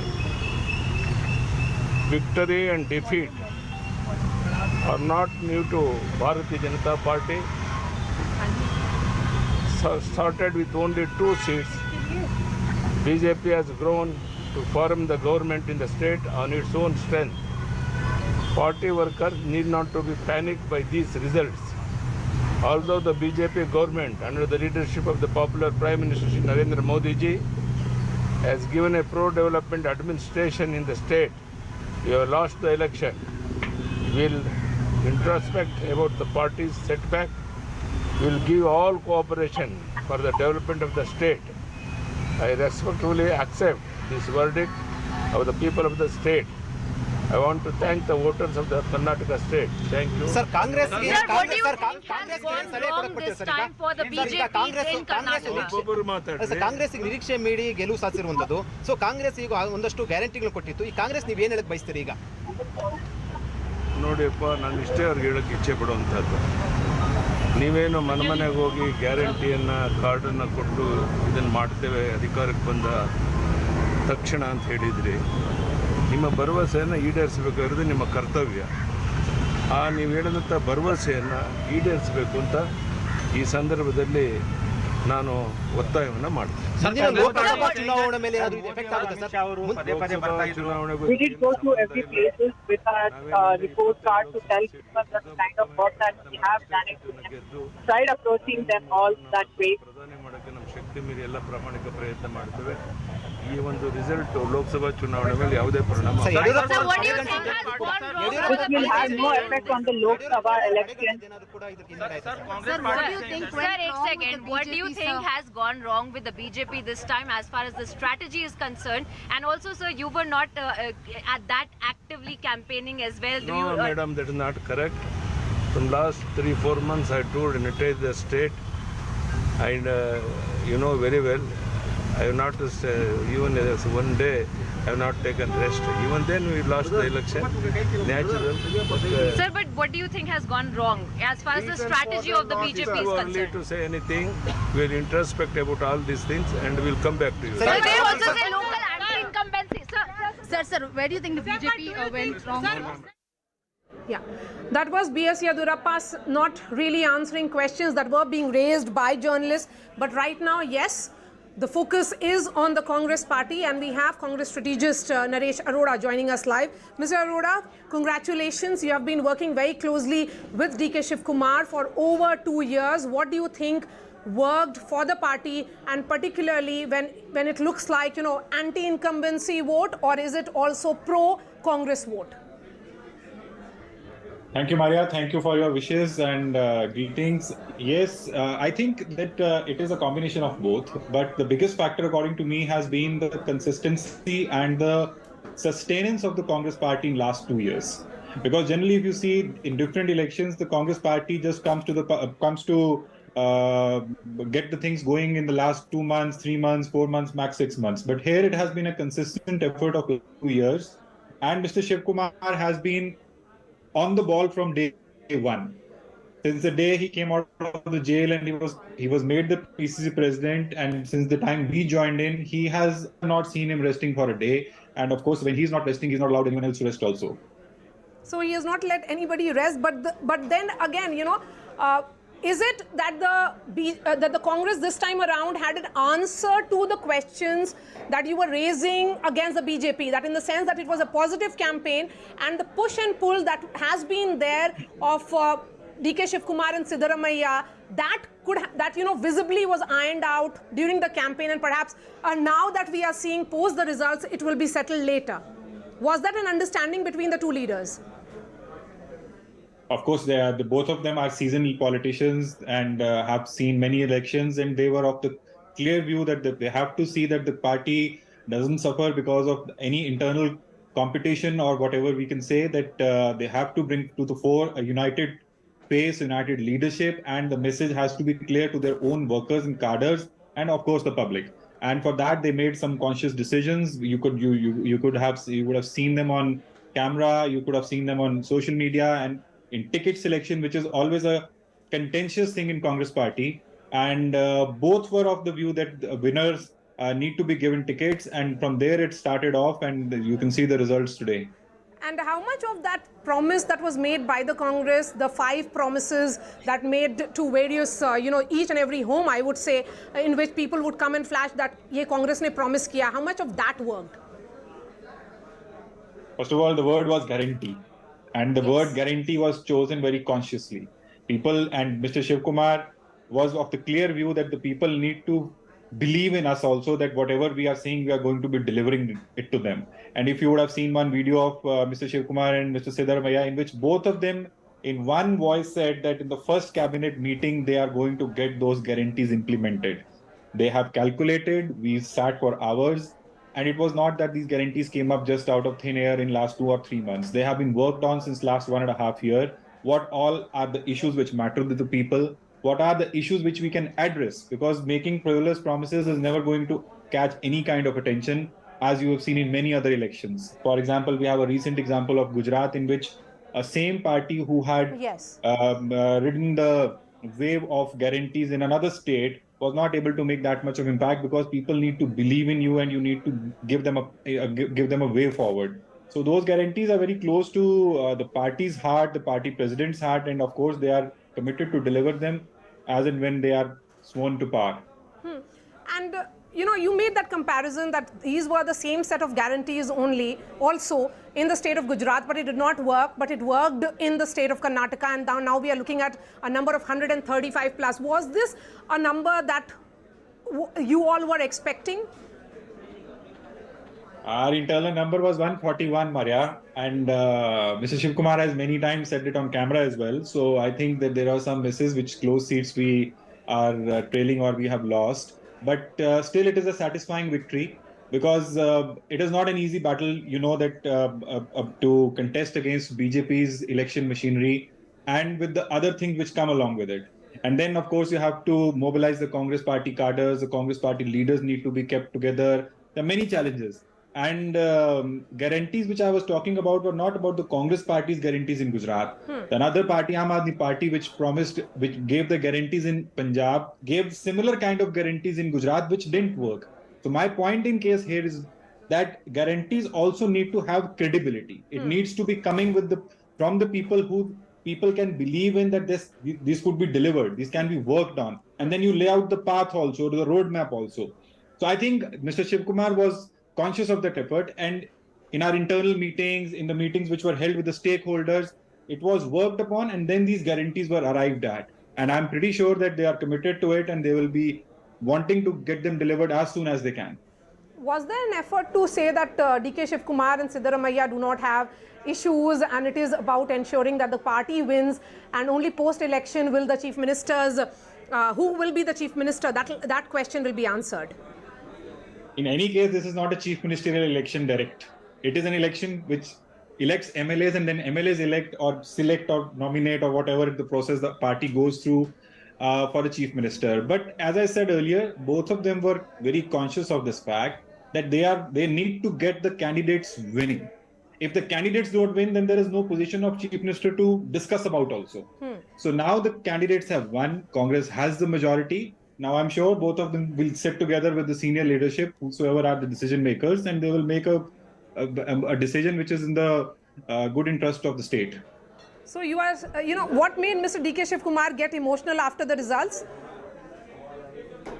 Maria, we all are very emotional because it has not been an easy battle. Mr. Shiv Kumar was in jail. Mr. Shiv Kumar was facing cases, and those cases, if you remember, in one of your own shows, when you were speaking to him, that was the first time in publicly he admitted or I would say acknowledged that he was offered deputy chief ministership, and he chose not to become deputy chief ministership. And then, of course, the consequence was that he was raided and the cases were put against him. So it is an emotional moment for him.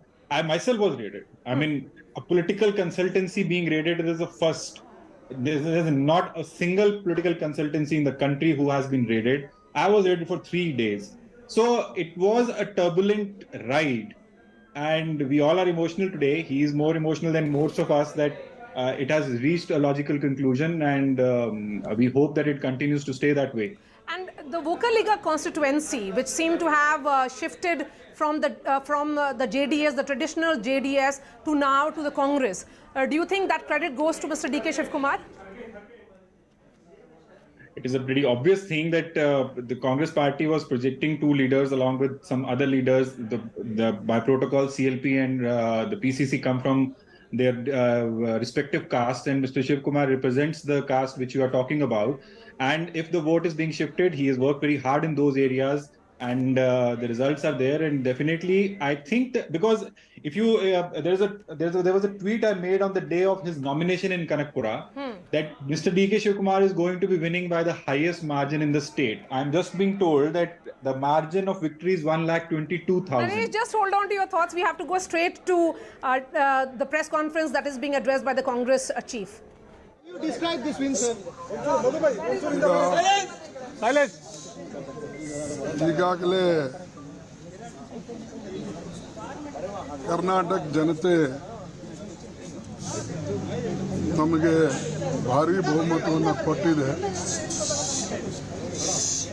ಅದಕ್ಕಾಗಿ ನಾನು ಕರ್ನಾಟಕ ಜನತೆಗೆ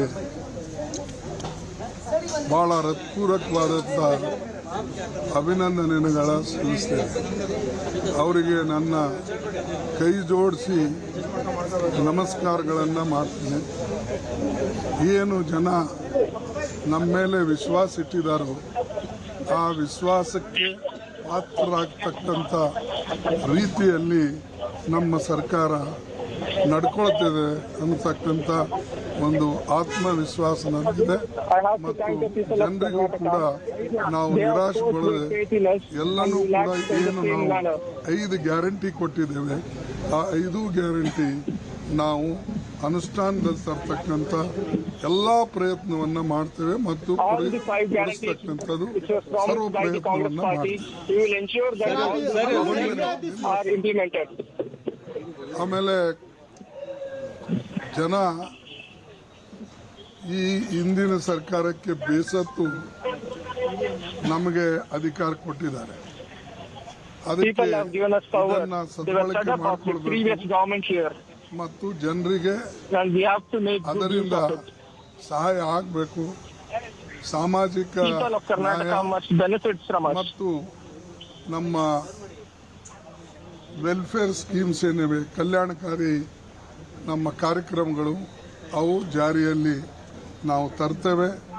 ಮತ್ತು ವಿಶೇಷವಾಗಿ ರಾಹುಲ್ ಗಾಂಧಿ ಅವರು ಕೂಡ press conference ಇದರ ನಂತರ ಮಾಡೋರಿದ್ದಾರೆ. ನಾನು ಅವರಿಗೂ ಕೂಡ ಹಾರ್ದಿಕ ಅಭಿನಂದನೆಗಳನ್ನು ಸಲ್ಲಿಸ್ತೇನೆ. ಪ್ರಿಯಾಂಕಾ ಗಾಂಧಿ ಅವರಿಗೆ ಮತ್ತು ಸೋನಿಯಾ ಗಾಂಧಿ ಅವರಿಗೆ ಹುಷಾರಿರಲಿಲ್ಲ ಅಂದ್ರೂ ಕೂಡ ಅವರು ಹುಬ್ಬಳ್ಳಿಗೆ ಬಂದು ತಮ್ಮ ಅನಿಸಿಕೆಗಳನ್ನು ಹೇಳಿದರು. ಇದು ಎಲ್ಲನೂ ಕೂಡ ನಮ್ಮ ಪಕ್ಷದ ನಾಯಕರು CLP ಇರಬಹುದು, ಆಮೇಲೆ ನಮ್ಮ ಕಾಂಗ್ರೆಸ್ ಅಧ್ಯಕ್ಷರು ಇರಬಹುದು, ಎಲ್ಲ ಅವರ ಆಫೀಸ್ ಬೇರರು, ಸಂಘಟಕರು, ಆಮೇಲೆ ಸ್ಪೋಕ್ಸ್ ಪರ್ಸನ್ಸು, ಯಾರು ಎಲ್ಲರೂ ಇದು ಒಂದು ಕಲೆಕ್ಟಿವ್ ಪ್ರೆಸೆಂಟೇಷನ್, ಒಂದು ಕಲೆಕ್ಟಿವ್ ಲೀಡರ್ಶಿಪ್ದಲ್ಲಿ ನಡೆದಂಥ ಈ ಚುನಾವಣೆ. ಇದರಿಂದ ನಾವು ಇಷ್ಟೊಂದು ಭಾರಿ ಬಹುಮತದಿಂದ ಅನೇಕ ದಿವಸದ ಮೇಲೆ ಇವತ್ತು ಬಂದಿದ್ದೇವೆ. ಅದಕ್ಕಾಗಿ ಇದರದೊಂದು ವಿಶ್ವಾಸ ಇಟ್ಟಿದ್ದಾರೆ, ಅದನ್ನ ಅವರ ಗೌರವಕ್ಕೆ ಪಾತ್ರರಾಗ್ತಕ್ಕಂಥ ರೀತಿಯಲ್ಲಿ ನಾವು ನಡ್ಕೊಳ್ತೇವೆ. ಮತ್ತೊಮ್ಮೆ ನಾನು ರಾಹುಲ್ ಗಾಂಧಿ ಅವರಿಗೆ, ಪ್ರಿಯಾಂಕಾ ಗಾಂಧಿ ಅವರಿಗೆ, ಸೋನಿಯಾ ಗಾಂಧಿ ಅವರಿಗೆ ನನ್ನ ಒಂದು ವಿಶೇಷವಾದಂಥ ಅವರಿಗೆ ಧನ್ಯವಾದಗಳು ಹೇಳ್ತೇನೆ.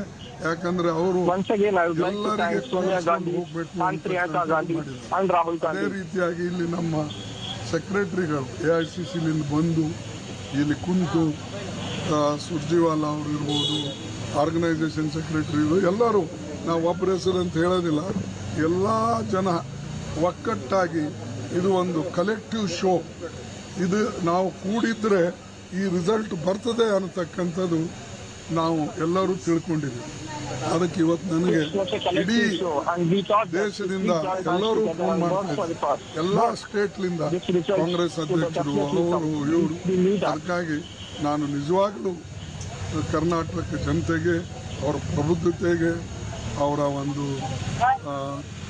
ಏನು ಯಾವ ಸಂದರ್ಭದಲ್ಲಿ ಏನು ನಿರ್ಣಯ ತಗೊಳ್ಬೇಕು ಅಂತಕ್ಕಂಥದ್ದು ಅವ್ರದ್ದು ಒಂದು ಮೆಚುರಿಟಿ ಇದೆ. ಅವರಿಗೆ ನಾನು ನಿಜವಾಗ್ಲೂ एक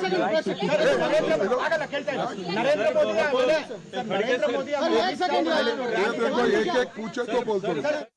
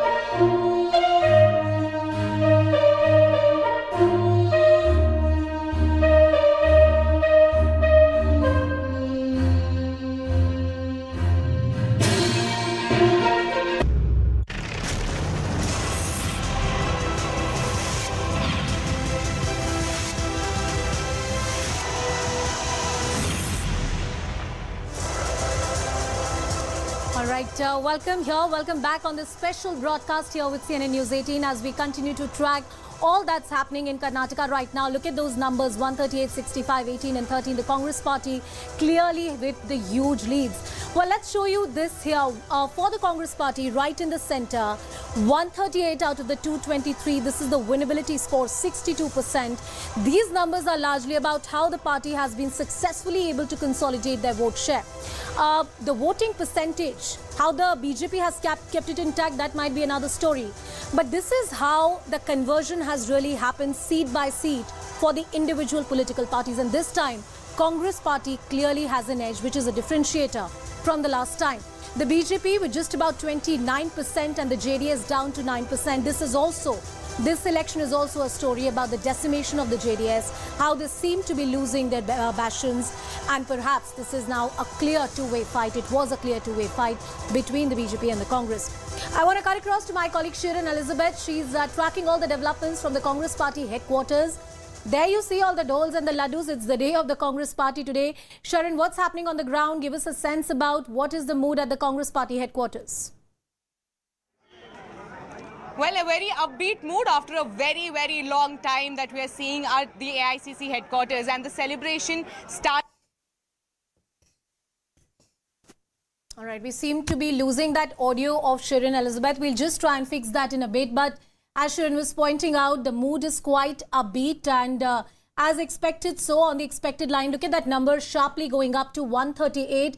We'll try and establish that link with Shirin in just a bit. But in the meanwhile, let me cut across to Shivani. She has some things to show us on the magic wall, the rural versus the urban divide. What does it tell us, Shivani? Yeah, just a quick confirmation of the overall seat, map.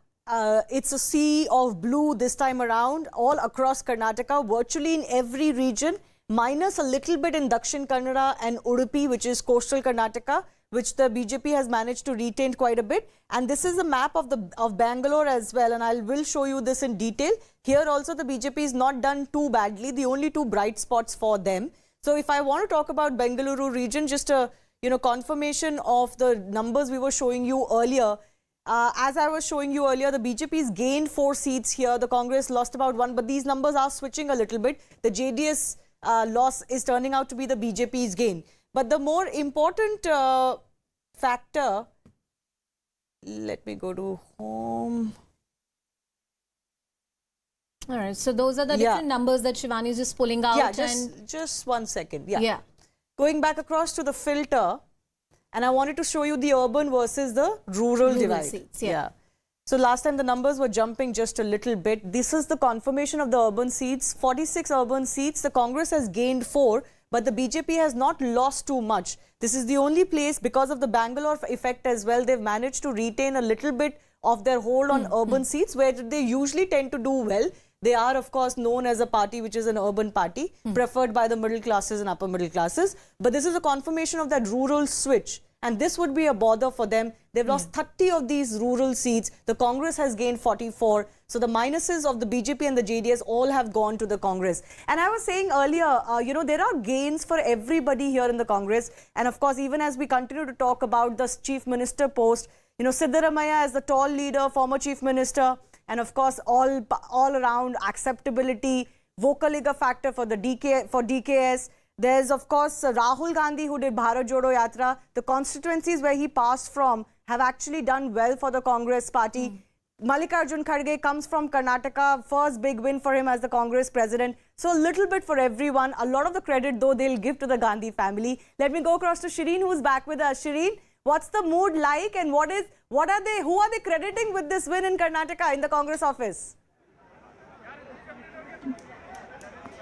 Well, the mood is, of course, very upbeat, and the mood was like this since 7 in the morning. In fact, even before the counting could begin, there were dole and nagadas at the AICC lawn, and even now, the celebration, in fact, continues. If I ask my camera person to pan and show you, these are all the Congress supporters who have, in fact, gathered here in large number to celebrate the victory of Congress in the Karnataka election. Now, we have been told that Rahul Gandhi is, in fact, in the premises of AICC and will be, in fact, meeting the Congress supporters. supporters also will be addressing the media anytime now. Now, as far as the credit goes, while the Congress High Command, while the Congress senior leaders have also all been crediting the win to the local leaders, to the regional leaders like Siddaramaiah and DK Shiv Kumar, but at the same time, these leaders are also in fact giving the due credit to Rahul Gandhi, to Sonia Gandhi as well. They also have been saying, one of the senior leaders here also said that the Rahul Gandhi's Bharat Jodo Yatra has also yielded positive results as far as the Karnataka elections are confirmed. So Sharon, now, are we of course, expecting Rahul Gandhi to come out, meet the party workers, make some kind of address? Is there a plan of action? Well, that's right. In fact, if I ask my camera person to show you, that is the gate from where Rahul Gandhi will be entering. And you can see from there itself, Congress supporters and in fact party workers are in fact there in large numbers. So he will in fact be meeting them, will be speaking to them. And at the end of this lane is where the podium has been kept and he will be addressing the media as well. So at that point of time, we have to see. Sharon Elizabeth getting us all the details from the Congress party headquarters. For his hard work, if he becomes a CM, I'll be very happy. Sir, what about the legislative meeting tomorrow? The leaders have called for a legislative party meeting, so you should ask the leaders what will happen. But so you still say that you want him to become the CM? You still want Jocelyn taking yeah, place that's there. Yatindra Siddaramaiah's son, of course. He's talking about if he becomes the chief minister, he'll be very, very happy. I think we'll try and play that out again. Politics of hate, corruption, and they have shown that Karnataka is always for secularism, for harmony, and for honesty politics. So we have the people have reposed faith in our party, and now we will deliver it. Father as a CM, father as a CM. Congratulations. I've already told you as a son, I want him to become the CM, and as a citizen of Karnataka and a congressman, also I would like him to become CM because of his efforts, because he toured and campaigned extensively throughout Karnataka. The Congress has won. His contribution is very large in this election result. So if he becomes, I'll be happy. Any message to Modi ji, Amit Shah, the aggressive campaign? I've already told them the politics of hate and the politics of corruption doesn't work in.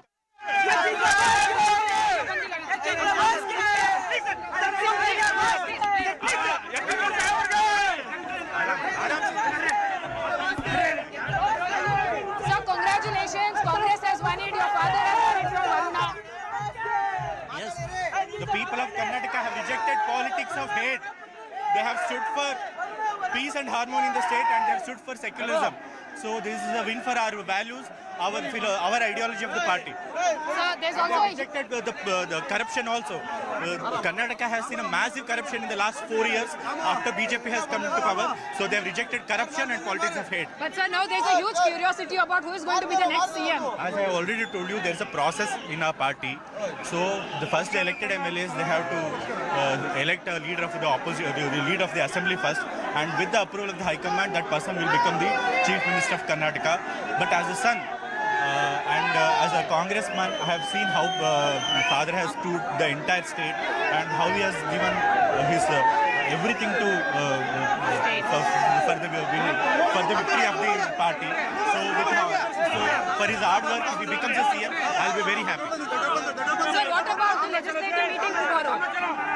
The leaders have called for a legislative party meeting, so you should ask the leaders what will happen. But so you still say that you want him to become the CM?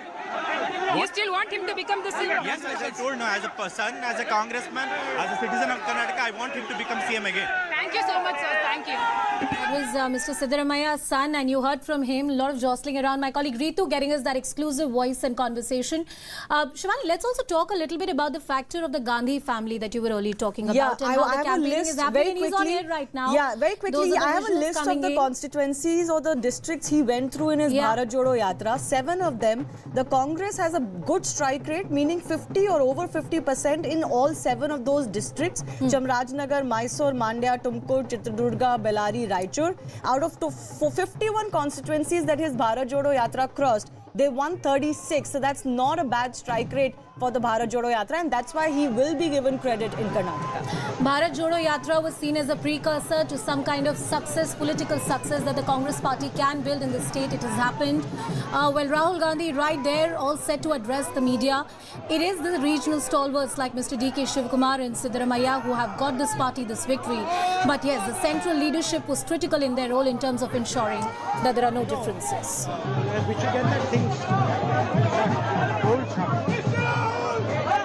Hello, how are you?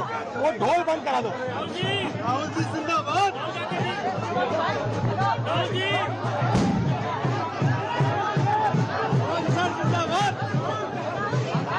Rahul ji जिंदाबाद। What is this camera? Take it there. No. Take it there. Not here, take it there. Hey, take it there. This is not the place. वो ठीक है भैया, उधर ले जाओ। No, remove it. Everybody should be there, brother. Will you take question? I can.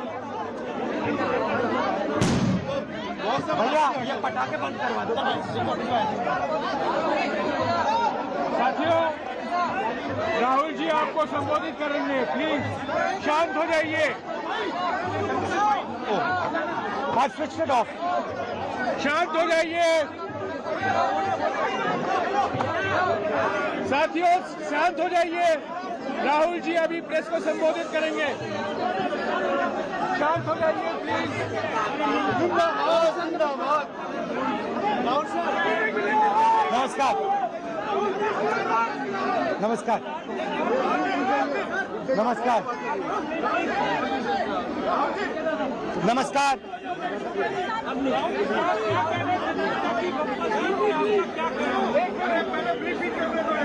एक minute, पहले राहुल जी बोलेंगे। साथियों शांत हो जाइए। अभी राहुल जी बोलेंगे, शांत हो जाइए। नमस्कार। 2 minutes. हाँ, नमस्कार। सबसे पहले मैं कर्नाटक की जनता को, कर्नाटक में कांग्रेस पार्टी के सब कार्यकर्ताओं को, सब नेताओं को और जो हमारे सब नेताओं ने कर्नाटक में काम किया उनको बधाई और धन्यवाद देता हूं।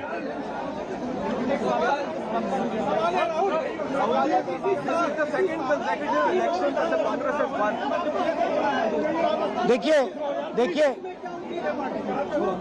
कर्नाटक के चुनाव में एक तरफ क्रोनी कैपिटल्स की ताकत थी, दूसरी तरफ गरीब जनता की शक्ति थी और शक्ति ने ताकत को हरा दिया। और यही हर स्टेट में होगा। कांग्रेस पार्टी कर्नाटक में गरीबों के साथ खड़ी हुई, हम गरीबों के मुद्दों पर लड़े। और मुझे सबसे अच्छी बात यह लगी कि हमने नफरत से, गलत शब्दों से ये लड़ाई नहीं लड़ी। हमने मोहब्बत से, प्यार से, दिल खोल के ये लड़ाई लड़ी और कर्नाटक की जनता ने हमें दिखाया कि ये देश मोहब्बत इस देश को अच्छी लगती है।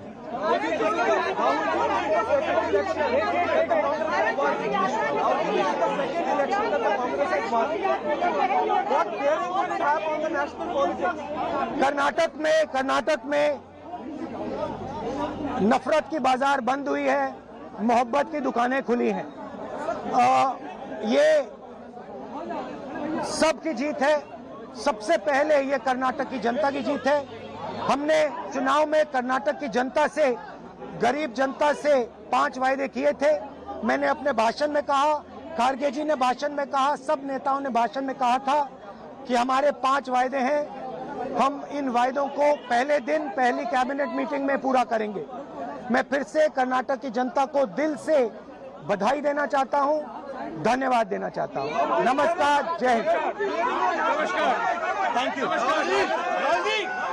Thank you. Address of Congress leader Rahul Gandhi once again making this entire victory about the hate politics versus the narrative of the Congress party. Let's see how much of that really is successful at the central level when the elections happened for Lok Sabha. This was a state election and clearly completely different factors at play, but that's the narrative that the Congress party is asserting right now. A victory coming for the grand old party and a much needed one. They needed this precursor, and especially if they want to remain in the opposition space as the largest party leading the state or setting the narrative ahead of 2024. Rahul Gandhi making that statement. I want to cut across to Prakash ji as well, who's with us in the studios. Rahul ji, Shivani mentioned those, interesting factors and the statistics that exist about the areas from where Rahul Gandhi's Bharat Jodo Yatra crossed and how there has been a good success rate of roughly above 15%. But the manner in which the campaign happened for the Congress party was hyper-local. It was not, about a grand narrative that the party had projected. In fact, many would argue that the national leadership or the big faces like Rahul Gandhi or Priyanka Gandhi were not really the front runners when it came to the campaign of the party or, leading the baton for the party. In a way, for the non-Congress parties, this has been the perfect storm. For the JDS, it's physically the weakening of Deve Gowda ji, who could not campaign everywhere like he could before. He came in a wheelchair, in fact, to campaign in Hassan, I think. And for the BJP, one that Mr. Yediyurappa, their only mass leader in a sense, he wasn't there to do what he could do, and there was no promise that he could become the chief minister at all. So because of age or whatever reasons they had, then the charges of corruption, which I still don't believe was the major factor. Was a major factor because it's not like people have voted for this government, the Congress, because it will not be corrupt. It's not as if Congress didn't have the corruption issue. I mean, DKS himself had those charges. But can I just mention, Prakash, even as I welcome Tuhin Sinha and Ram Mohan Reddy of the Congress party joining us, BJP and the Congress party joining us, the fact that the Congress, speaking of Rahul Gandhi, ensured that he doesn't talk about Adani and other issues, talks about local issues. Also, in Gujarat, he had almost no role. Here, he had a muted role. They let DKS and Siddaramaiah do the talking. Of course, the guarantees worked on the ground. The fact, I think one of their biggest credits,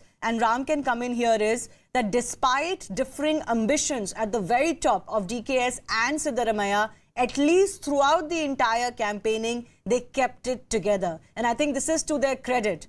Yes, Mr. Reddy? I would like to start my line by reciting the slogan, Jai Bajrang Bali. Because Lord Hanuman stands by the side of Dharma, truth, courage, and love. But he showered his blessing upon Congress party because this is the party which emulates his ideology. But not with the party which uses his name for the sake of politics. And Karnataka people has acknowledged once again that the line taken up by the Congress party here is we want to maintain that harmony and we want to safeguard this unity and diversity, and our promises are going to be fulfilled and their fate is going to be changed by the by putting up their trust in a reliable government. Okay. See, we have made so many promises as assured by Rahul Gandhi ji as well. We are going to implement them in a proper way. That's your big challenge, Mr. Reddy, because in Himachal Pradesh, the criticism has been you did offer a lot of these quote-unquote goals. You didn't quite manage to fulfill them. Even in a government that was formed long ago in Rajasthan, there was criticism. The loan waivers didn't happen. But let me bring in Tuhin Sinha as well. Tuhin, how do you reconcile the fact that the BJP hasn't lost its vote share, but it still is a massive victory for the Congress party and you've been left behind? Traditionally, you had a good conversion rate from your vote share to seats in Karnataka, but this time around that didn't work for you. Well, first of all, let me congratulate the Congress party for a well-fought victory. Let me also offer my gratitude to all the BJP Karyakartas who worked relentlessly and put up a great fight. Yes, while the actual seats may be much below our expectations, the consoling factor, the redeeming factor is the vote share. I think we still have 35.8% vote share, which is merely 0.4% less than what was last time, and which gives us the confidence that, a quick introspection, stock taking, which we are very capable of, unlike the Congress party, which goes off on a holiday after a defeat. We never do that. So I think by evening, in the next couple of hours, serious stock taking will begin. There's this also factor of, ministers losing, and these are some key faces. As I look at the list, about 12 of them have lost this election. You're right in pointing out that the vote percentage the BJP has been able to get in the right place and not really lose out on it. But BJP is also a party that it's known to get the calculation correct, to understand this first past the post system very, very well and have the consolidation in the right place. With these big names losing in, how do you reconcile with that factor, Toheen? Well, the incumbency factor surely was a much bigger factor than we had anticipated. And, in hindsight, it seems that local issues completely dominated the elections. One data which has just been sent to me points out that out of the 75, I have not verified the data yet, but that points out that out of the 75 newcomers who were given tickets by us, only about 12 have won. Yeah. So all these factors would be reviewed. Our stock taking and review is a very fast process, and the course correction will be very fast. I can assure you that in the next few weeks, we'll bounce back to ensure a clean sweep during the Lok Sabha election. You have to be a dynamic opposition. That's all we can say. Mr. Veerappa Moily in conversation with my colleague Harish Upadhyay. Yuri, tea coffee alla kodi. Robert. Yuri, tea coffee alla kodi appa. Yeah. Okay. Yeah. Rolling. We have former Union Minister, Mr. Veerappa Moily, joining us, sir. A decisive mandate for the Congress party. What really worked for it? See, I think our workers, Congress workers from the booth level to the state, also the leaders, they worked day in and day out. It is, their perspiration, their strategy, which really worked. People, by and large, Karnataka is always a bastion of Congress party, Indian National Congress. Not today, since so many years. That is how not even a single time BJP would get proper majority. It's only Congress, if at all any period, we got a majority, it is only the Congress which got a majority, like this. And, our performance also, particularly on the question of inclusiveness, taking all people together, unlike the slogans which is given by Narendra Modi, saying that, I take care of everybody. No, they don't take care of anybody. For example, they have not given even a single seat to a Muslim or a Christian. At the same time, the social justice is a casualty, always with them, either in the center or in this state. Insofar as the manifesto implementation is concerned, Siddaramaya's period, there's a 99% implemented, whatever he issued. That record is there with the Congress party. Whereas these people, not even 10% they implemented whatever they promised. Here, the Home Minister of the country comes and says, there will be riots everywhere if you vote for Congress. Is it not a threat to democracy? Threat to the Constitution of India? Threat to the peace of India, peace of the people? And this answer is properly given by the people. Sir, you spoke about social justice. There has been a call for the last few years and months that it's time that the Congress should think of having a Dalit chief minister. The Dalits have stood with the Congress party for a very long time. How do you see this appeal, sir? What is your... I don't think, that is an issue before the people. The chief minister of that time is always elected on the basis of the consensus obtained from the MLAs. If the consensus comes in favor of a Dalit chief minister, we do not hesitate to implement. Even during my time, the SP Chaman, who was then the chief minister, and Prime Minister was P.V. Narasimha Rao. Even though P.V. Narasimha Rao had committed to somebody else to make chief minister, they talked to each and every MLA, recorded it. One of the copy was with me. And 90% of the MLAs supported that I should be the chief minister. You cannot take a contrary decision. Despite the fact that the Prime Minister of that or the President of the ACC willed something else. S.B. Chavan said that, this is the assessment and we have to go by the assessment of the MLA's opinion. But that already is how I was selected as a Chief Minister. I am telling you. Well, these are the shots of Mr. D.K.S. Shivkumar. He earlier was very emotional, almost choked while he was speaking to the media. He's, amongst the party workers, waving and clearly one of the key contenders for the position of Chief Minister in the state of Karnataka. Let's see, will he be successful in this bet that he has placed with the Congress party? A loyalist. He mentioned how he was thrown inside the jail, how this has been a struggle for him. There's been also internal fighting, which is a precursor within the Congress party in the run-up to the elections, but that was quietened down after the intervention of the Congress High Command. And it's true that Mr. Siddaramaiah and Mr. D.K. Shivkumar worked as a team, but would that continue when the party decides on the Chief Minister's face? Let's also get a sense on the numbers about there were new faces that were thrown in by the BJP. There's also the new leadership that is coming in, or a generation change which is being talked about within the Saffron Party. What kind of results it actually yielded? My colleague Shivani Gupta on the magic wall.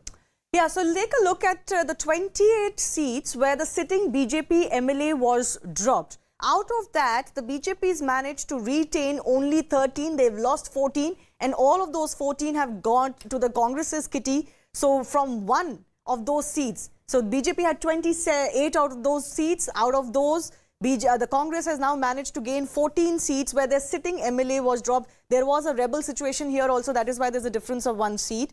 But you would see here, this is Udupi. This is where they changed 4 out of their 5 sitting MLAs. They've managed to retain that. This is also in Dakshin Kannada. This is also in central Kannada part. So, these are the areas where they were anyway strong. So here, changing the candidate for them has not really hurt them. That was the wisdom for coastal Karnataka in any case. But in rest of Karnataka, changing their sitting MLAs has not worked. I have one more filter which is also very telling. As I think our BJP representative was talking about, there were about 70 plus new faces, 75 new faces. You look at those new faces, again their strike rate is good here in coastal Karnataka and Dakshin Karnataka, which is more communal as it is called. The communal issues work here a little bit better. But rest of Karnataka on this map, both JDS and Congress have done okay. But the Congress has gained 18 seats here where the BJP fielded new faces. 8 from the BJP, 11 from the JDS. So that anti-incumbency factor that the BJP was wanting to cut hasn't quite happened. Usually they change a lot more. For example, from Gujarat earlier to Karnataka, they didn't make a wholesale change, and maybe that held them back a little bit. But 75 out of the 224 new candidates didn't quite cut it for them. It's clear that the anti-BJP vote has consolidated. So even though their vote share has not gone down, because the JDS's vote share has not collapsed but come down by quite a bit and gone directly to the Congress, it has meant that all across Karnataka, barring coastal Karnataka and maybe Bengaluru, the BJP has lost quite a bit. So those are just some of the analysis we'll continue to do. We have to slip into a very short break.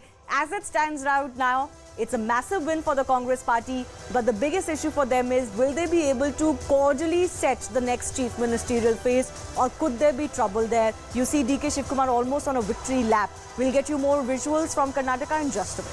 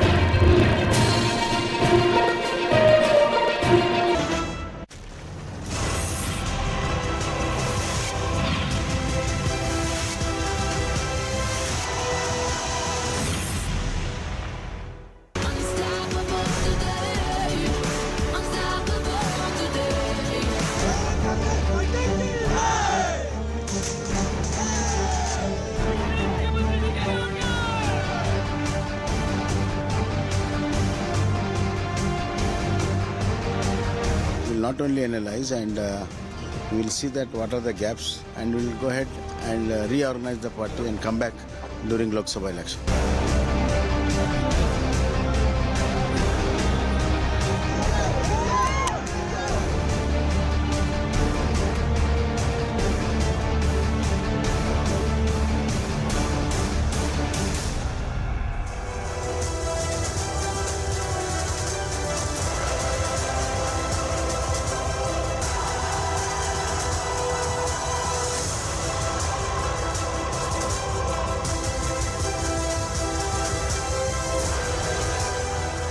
Good afternoon, everyone. Thanks a lot for staying with us. You're watching the big verdict day coverage live and rolling here on CNN News 18. It's a big victory coming in for the Congress party in Karnataka.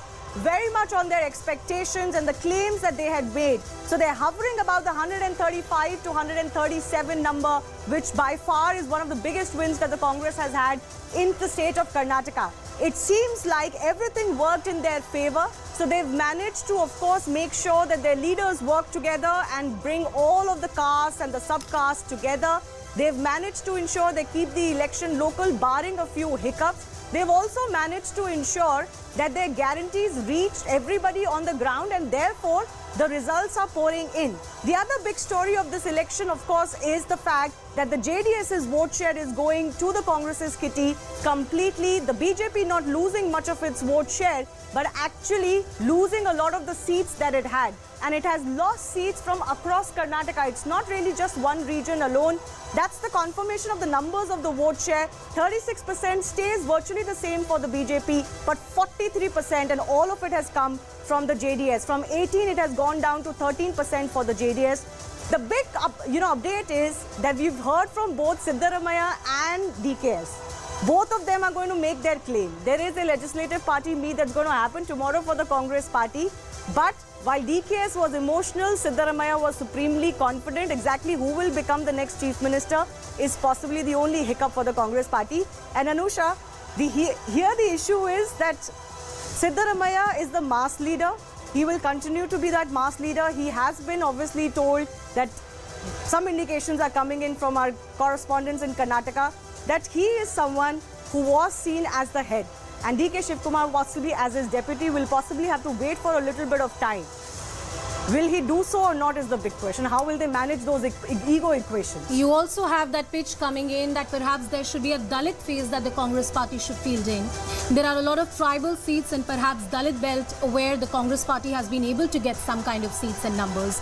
The Congress party also made this about some kind of OBC reach out. You'd remember there was this entire controversy how Congress party is not respectful towards the community when Rahul Gandhi got embroiled in that controversy after his comments, after a speech that he had in Karnataka, for which he also faced and suffered disqualification in a court of law. But the leadership question is the million-dollar question for the grand old party. DK Shivkumar versus Mr. Siddaramaiah, well, that has dominated the headlines in the mainstream discourse. Now, will the party be able to quieten down this competition? Will this remain a healthy one? And how will those caste equations really be balanced? The Vokaligas, the Lingayats, the two dominant communities, both the communities in a substantial portion and number have voted for the grand old party. Well, one thing that seemed to have worked clearly in the favor of the Congress party was the Vokaliga factor. They have a face like Mr. DK Shivkumar, clearly something which the BJP does not have, a Vokaliga face, and that is one key reason why the grand old party was able to make inroads and was able to get the vote share in the old Mysuru region, which has been dominated by the JDS, at least in the last election.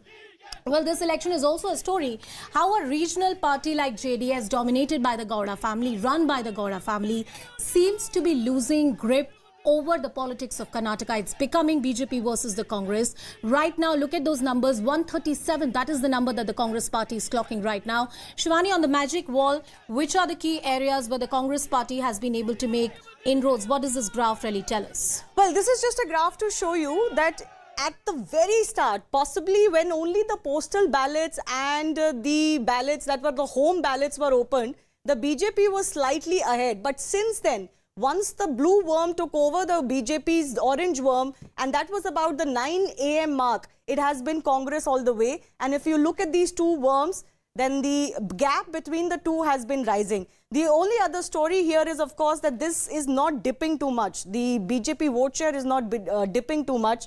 This is the BJP seats not rising too much, but their vote share hasn't dipped. The Congress's seats have continued to go up steadily. Small, wave for them in the sense that it's rising. It's not a massive hike, but by 3 p.m. they've obviously crossed actually more than this. So if we go back across, you were asking about the regions. The regions, we'll go and take it in the map. The regions all across Karnataka, the BJP has suffered and the Congress has gained. Let me go to southern Karnataka first because that's where the story has played out. 36 seats, up 19 for the Congress party in the 57 seats in southern Karnataka. This is also where the old Mysuru belt is, where the JDS was strong. So the JDS here has lost 13 seats, down to 14. The BJP has lost 6, down to 5. The others have had no difference. So the Congress, the big gainer here, and this is the story really. All across other regions, barring coastal Karnataka and maybe Bengaluru a little bit, the BJP has held on. But other than that, they've lost everywhere to the Congress, and the Congress majorly has gained from the JDS as well. Well, what is it that the Congress party has done right? It's a combination of different factors that seem to have worked for the grand old party. And those different factors are getting the caste equation right, caste calculation rights, the different dominant communities in the state of Karnataka, and how to ensure that those two dominant vote banks, the Vokaligas and the Lingayats, they are on the right side of both of them. With the Lingayat vote largely, of course, is with the BJP. That's abundantly clear. The halfway mark is 113, and the Congress party is clearly well past that halfway mark. You look at those numbers, 136. That's exactly what the Congress party has at this point in time. Who knows, it may go up or it may stay at this. But this is a huge lead. This is indeed a very emphatic win and an important one that has come in for the Congress party. The exact timing of it, the manner in which it has come in, the regional satraps have been very, very critical in that. The story for the BJP is not so great. Indeed, this is a story where it tells us that the BJP has been not been able to get the consolidation right in its favor. If the vote share is intact, like it happened for the Congress party last time, and if you're not able to get the numbers right in terms of seat conversion, there is clearly something wrong. Let's talk about the JDS, and this is the party that has always seen itself in the role of a kingmaker, and clearly the kingmaker factor is not something that is working for the JDS this time at least. Cutting across, Akshara and Ritu, both of whom are joining us on the broadcast. They've been getting us all the voices. Ritu, first to you. You spoke to Mr. Siddaramaya's son. We saw the kind of sloganeering and celebrations which are happening all across. Tell us what the mood really is. Is there any meeting which is likely to happen anytime soon? Last we heard that all the MLAs were asked to be in Bengaluru.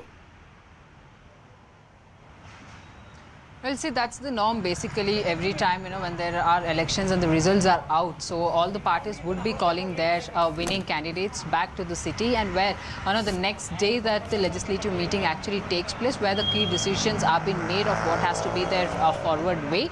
So that's one part. On the other part, you see that you are asking about how's the mood like. So of course that, because I was tracking Siddaramaya, the former chief minister, an important face, the mass leader, you see, since morning that I should really say this, but a huge crowd that had gathered in front of his house even before the results actually came out. All that supporters were there raising slogans. They were very confident that Siddaramaya will be winning from the Varuna, and moreover, you see, they already knew that they were very confident that he would be going on to become the chief minister as well of the Karnataka. So that was the mood of the supporters in the in Mysuru, especially where I was in front of his house.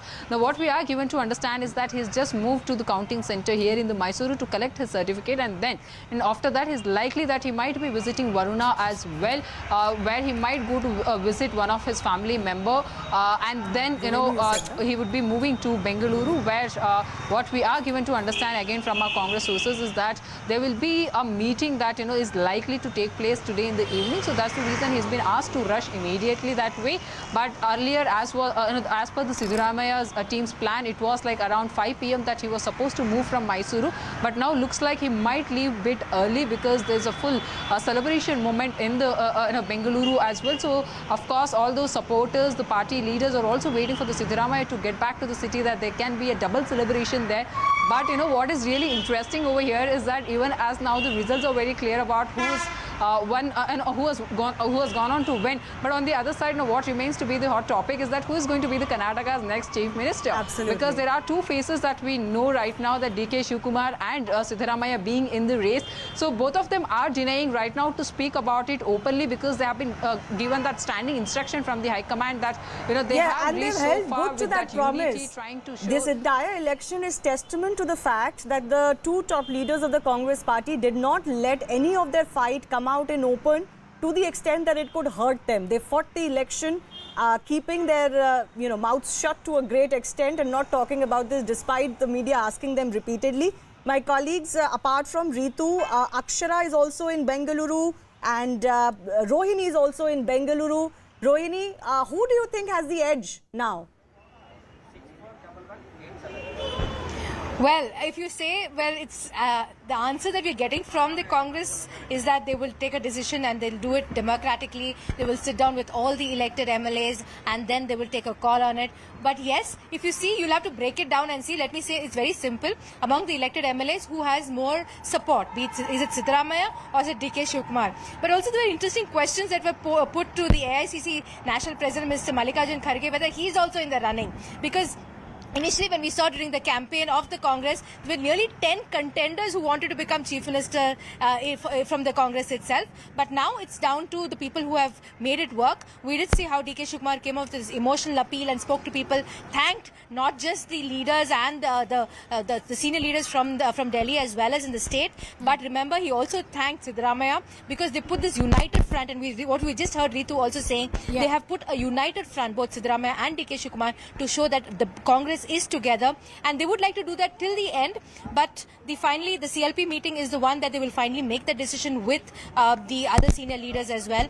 But edge, if you ask me, I still think, and I'm not going to be saying this based on information that I've just heard about, this is from people who are in the Congress, that Siddaramaiah does seem to have an edge, but at the same time it's DK Shivkumar, the great organizer, the guy who's put, the man who's put everything together for the Congress as a state chief as well, and ensured that the Congress wins as many seats. And Rohini, Siddaramaiah also has his star factor. He was clearly DK very Shivkumar also emotional has his today star when he factor. made that address to the press, and he said that I've gone through a lot to cement this victory for the grand old party. I'll just come back to you, Akshara. What does the mood look like to you? I see a lot of people behind you. Where are you? Tell us what's happening.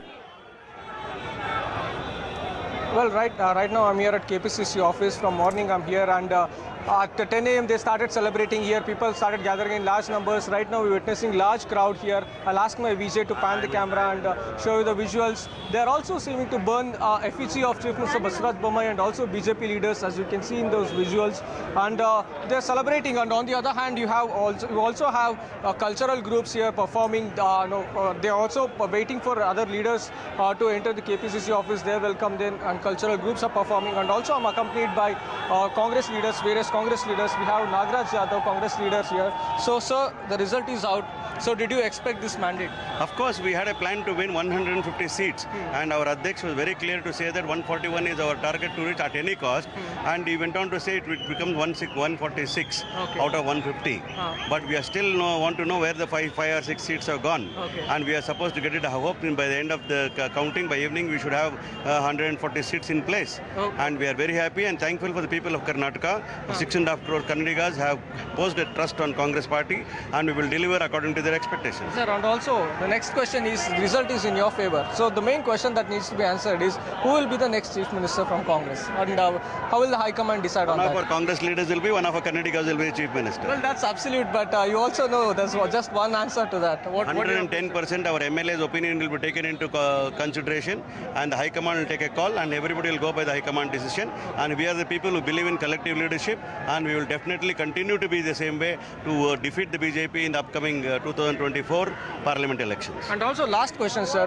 So Congress, while campaigning, it majorly banged on the poll promises. And the other parties are stating that, keeping the financial issue in mind, they can't fulfill it, they can't, afford to do all these things. So what do you have to say about this? No, we will keep up all our promises made by them in the manifesto, and definitely in the first cabinet we will take a decision of the 5 guarantees what we are given. No doubt about it, because for us the people's life is more important than anything else. Politics comes secondary. For us, country and the people becomes first. And the poor people's policies, what we have given, we will see that is ensured and given to them. The people, BJP, why they rejected him is because they were not sensitive towards the poor people's problems. People were against Anna Bhagya, they were against Indira Canteen, they were against in all Congress welfare schemes. Why is that? They are poor, anti-poor. Actually, if they have any sense of humanity, they should have supported the poor people and they should have reduced the prices. What is the gas cylinder today? 1,200 rupees. When we are in power, we only 450 rupees was the thing. What does it show? That is their anti-poor. And second thing, that the corruption to the level of 40%, and officially said is 40%, it is beyond 40% in Karnataka state.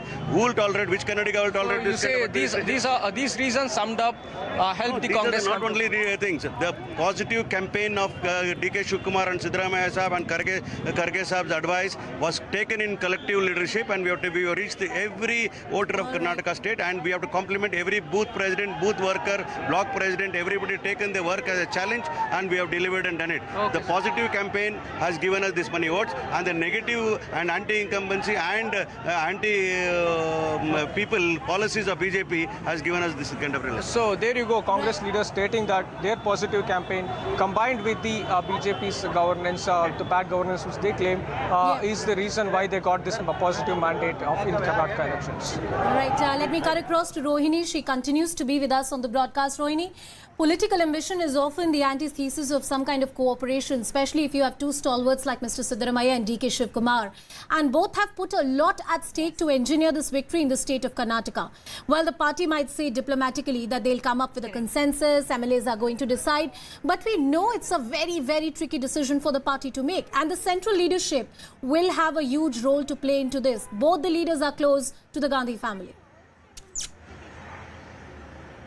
Absolutely. And they will be also putting their case forth, because that is what the entire CLP meeting is about and will be about. And we will see also which are the MLAs who will be supportive of either of the candidates who put forth saying they would like to be the chief ministerial candidate for or the face for the Congress. But let me tell you also that this work has already started much earlier. Insiders have been saying that both DK Shivkumar and Siddaramaiah have been rallying their support between their MLAs and their supporters earlier itself.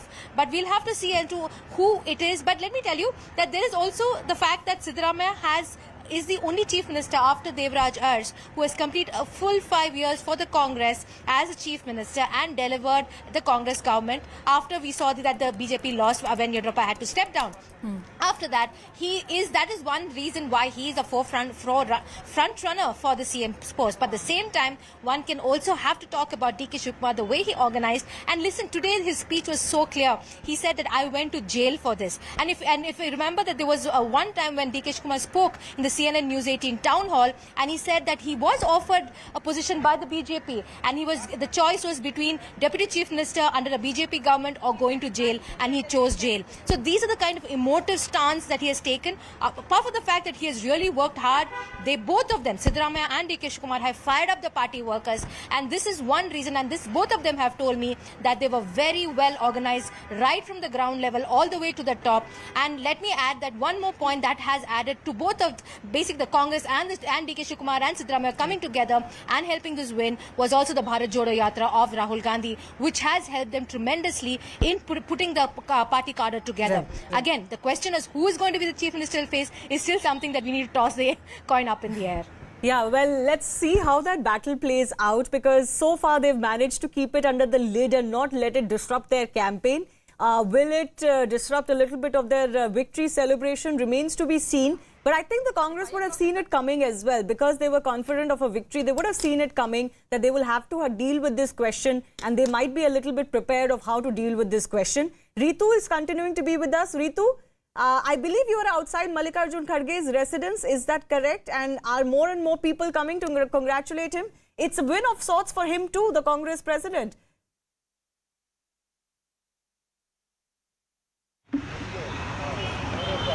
Ritu, can you hear me? Looks like a lot of congratulations all round for the Congress party. Mallikarjun Kharge being visited by Randeep Surjewala. Very true. You see, what we are now understanding is that the Sujaiwala Kesu Venugopal has now reached Mallikarjun Kharge's residence in the Bengaluru. So, of course, one is that the celebration, but also remember that they really have to sit and now chalk out what has to be their next step. Because one really will have to try and go back to, understand what DK Shivakumar had also earlier made his statement that, he didn't wanted any of these leaders, whoever were actually backing Congress or supporting Congress or joining Congress as a party worker as well, that he had really given out the statement with very confidence, saying that the party will try and occupy all of them, try and give them all of them, one or the other position within the party and also in the key portfolios as well. So all of them should be united this time. So that's how DK Shivakumar this time tried, taking these leaders and the party workers all together this time. So yes, now they'll have to sit and chalk out that as well. But before that, that's a great moment for the Congress, where we are seeing this kind of a celebration taking place, whether it's about the picture outside Siddaramaya's residence in the Mysuru as well, where there has been a music blaring, a lot of dhol nagada there, the dance there, also people coming up with the poster calling him the next Chief Minister of the Karnataka as well. So yes, that's the kind of atmosphere that right now we are witnessing. But however, you see, Siddaramaya really, even after having pain in his right hand from a long time now, he was severely suffering with that pain from couple of days now. Even with that also, he looked very confident. He was very happy about that fact. When we asked him about the CM face also, he said that this is not the time that I really want to think about it.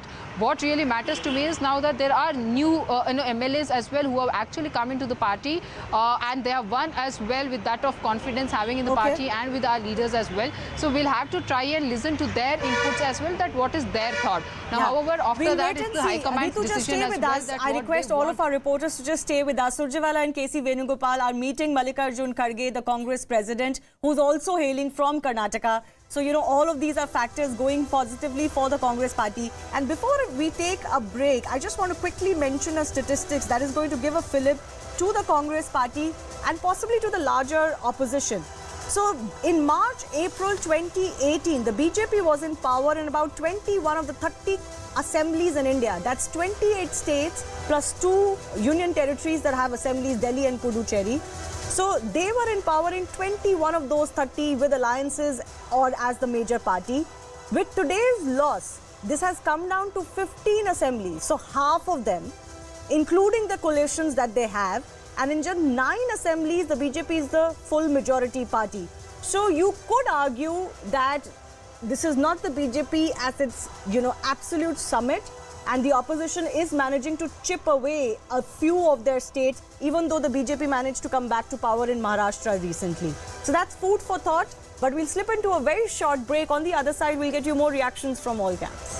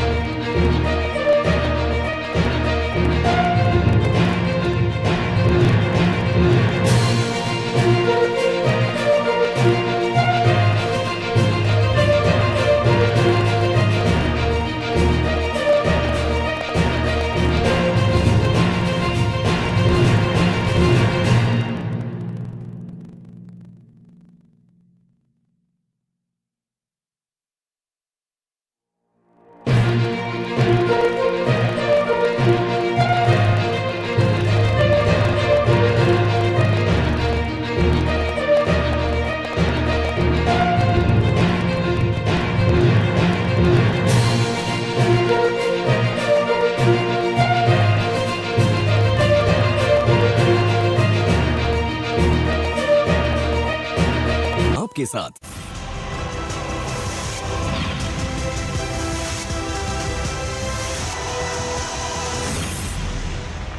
All right, it's a big victory for the Congress in Karnataka, 136 seats. It's comparable to the time in 1999 when SM Krishna stormed to power with 132 seats. BJP at a distant second place with just 64. Joining us now is Mr. Pawan Khera. He's the chairman of the Media and Publicity Department and senior Congress leader. Thank you very much, Pawanji, for speaking with us. First of all, many congratulations. Thousands of Congress workers like yourself have toiled night and day for this. Tell us, what in your estimate worked for the Congress and what was responsible for this big win? I think, thank you, Zaka, first of all, for your wishes.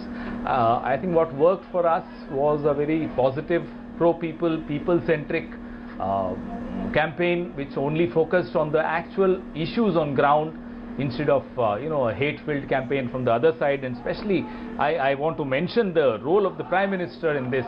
The Prime Minister should realize that he is the Prime Minister of the entire country and he should not speak on behalf of one particular caste or religion, or he needs to unite people. Do you believe that because the Congress kept it local to local issues and projected strong local leadership, that's why it's almost like somebody in the morning analysis said Congress fought this election like a regional party of Karnataka and that's why they were able to win this big? Zaka, all elections in states are like regional elections. All our national leaders also, whether it was Rahul ji, whether it was Priyanka ji, I won't mention Kharge ji because he belongs to that state, but even he, all of them were talking about local issues. They were talking about local concerns. Therefore, our campaign had a resonance across the 6.5 crore people of Karnataka. And this narrative started with the Bharat Jodo Yatra, the kind of engagements we were watching Rahul Gandhi was having with the people of Karnataka for 22 days. I think that also created a kind of an atmosphere which had a resonance for this narrative. Do you believe the last 2 weeks when the Prime Minister hit the campaign trail, first the personal attack against him and then this whole Bajrang Bali issue, all of that has not worked seemingly? No, it worked in our favor. I won't say it didn't work. Every time the Prime Minister opened his mouth in Karnataka, it gave us some votes, maybe some seats. Because equating Bajrang Bali with Bajrang Dal, I think that angered a lot of people. And trying to be a victim.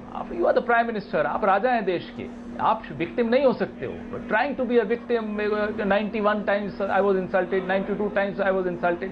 And the kinds of insults he's heaped upon our leadership, people who are no more, Nehruji is no more, but the kind of insults he heaps upon Nehruji, I think people gave him a decisive, a very strong, a very loud response.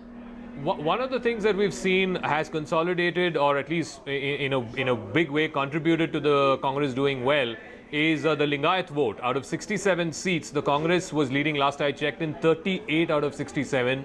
The last time this happened was in 1999. Do you think that was a big factor? No, I haven't. I don't understand that state well enough to comment on the nuts and bolts of the mandate. All that I can say is that cutting across caste and religion, cutting across regions, I could sense when I was there, I could sense the kind of wave that was building up in our favor. The bigger question now is who is going to be Chief Minister? Is it Mr. Siddaramaiah or Mr. D.K. Shivkumar? Both seem to have thrown their hat in the ring. That's a question which will be answered by the Congress Legislative Party in Karnataka. Okay. It can't be answered from Delhi. Okay, Pawan Khera, thank you very much for speaking with us. Congratulations once again. Like I said, this is a big win comparable to the 1999 victory. Even when Siddaramaiah won in 2013, it was 122. This is 136. SM Krishna won at 132 in 1999. So a big victory this for the Congress party. For the BJP, certainly they will need to do introspection. And the introspection, I guess, has to start with the state leadership. With that, it's back to my colleagues in the studio.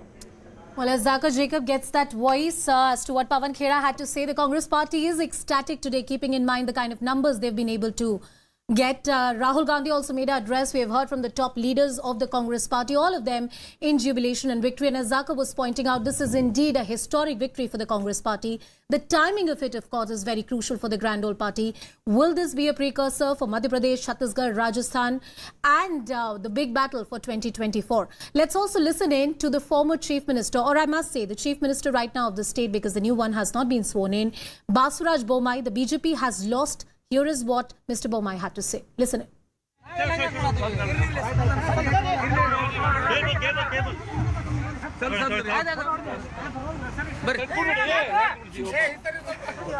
Joining us now is incumbent Chief Minister Basuraj Bomai. Sir, many congratulations on your victory. Thank you. What is your reaction, sir?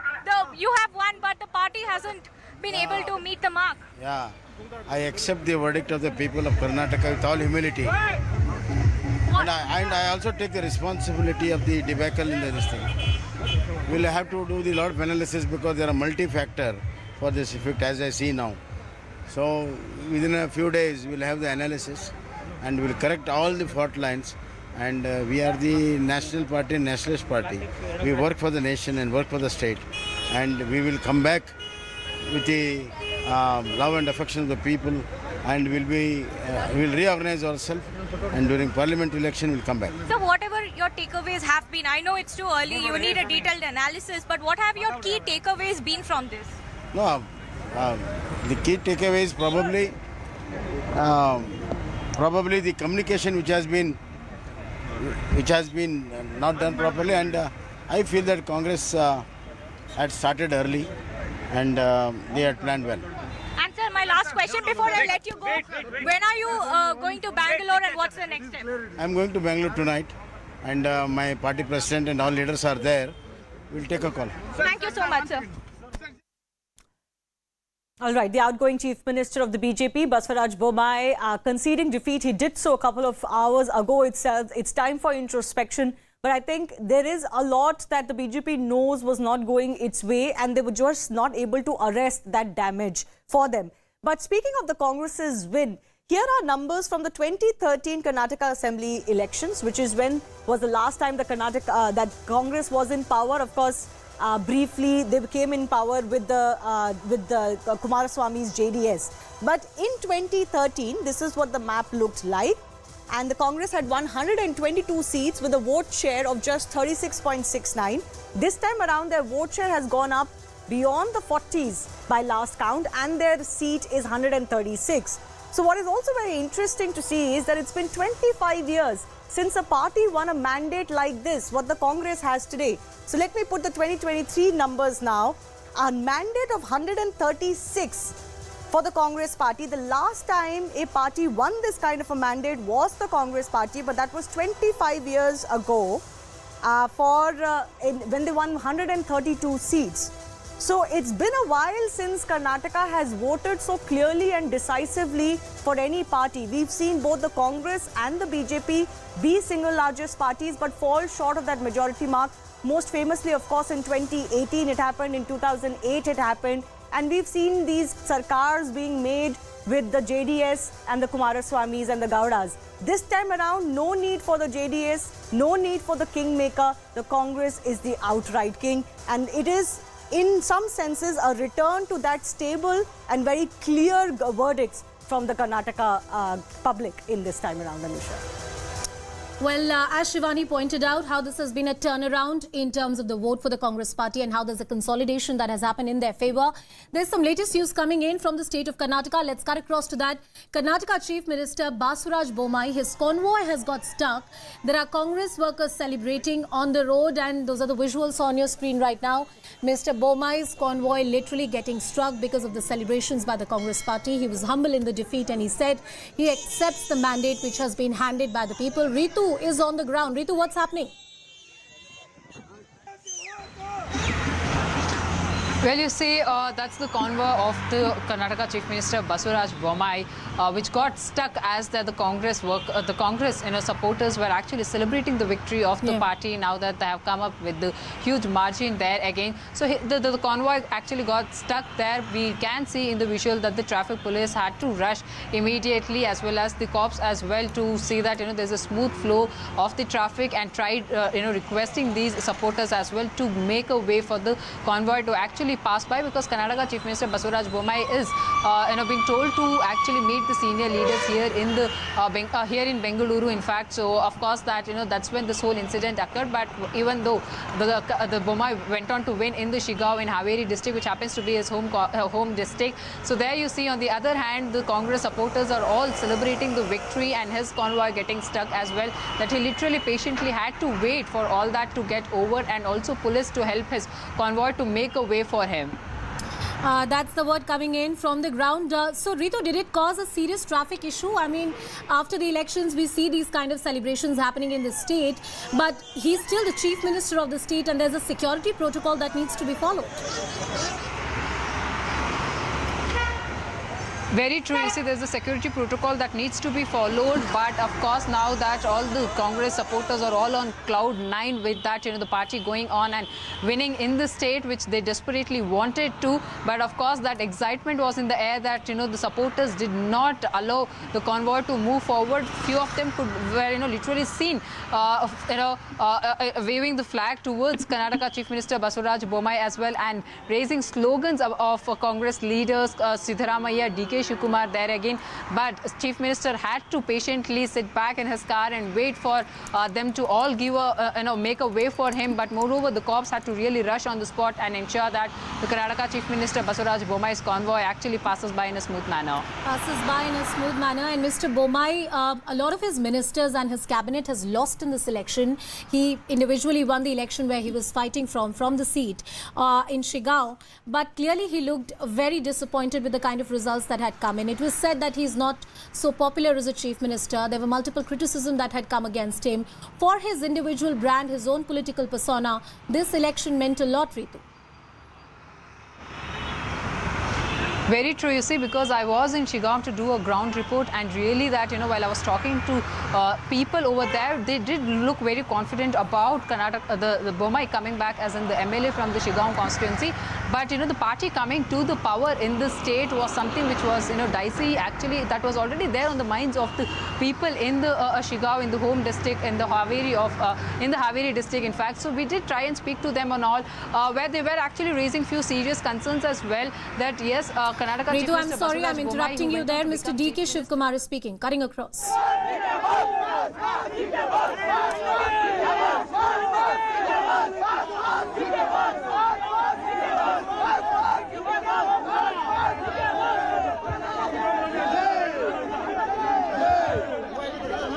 ಯಾರು ಹೂವು ಎರ್ಸ್ಬೇಡ್ರಿ ಅಪ್ಪ ಸುಗನ್ ರಾಜನ ಒಂದು ಅರ್ಧ ಗಂಟೆ ನೀವು ಆಮೇಲೆ ಇಕ್ಬಾಲ್ಗೆ ಹಾಕೊಳ್ಳಾರಂತೆ ಈಗ ಗಲಾಟೆ ಆಗ್ತದೆ ಮೀಟಿಂಗ್ ಹೋಗಿ ಸುಮ್ಮನೆ ಎರ್ಸ್ಬೇಡಿ ಹೂವು ಎರ್ಸ್ಬೇಡಿ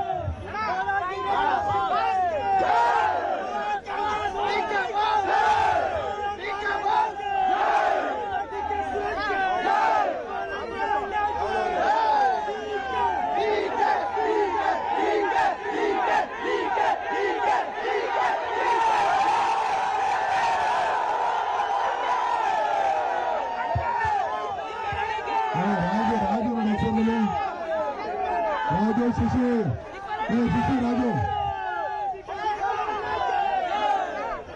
प्राणेश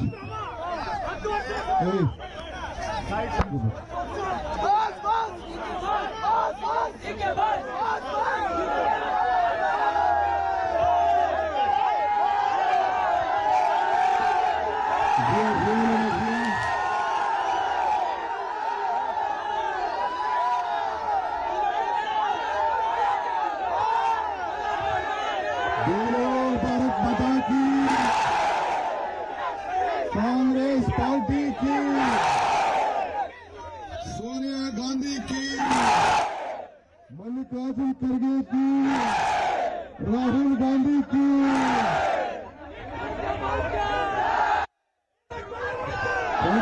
ನಾನು ನಿಮ್ಮ ಹತ್ರ ಮಾತಾಡಕ್ಕೆ ನಾನು ಬಂದಿದ್ದೀನಿ. ಸುಮ್ಮನೆ ಇರಿ, ಆಯ್ತು. ಯಾವ ಶಿವಕುಮಾರ್ ಇಲ್ಲ, ಸುಮ್ಮನೆ ಬಂಧುಗಳೇ,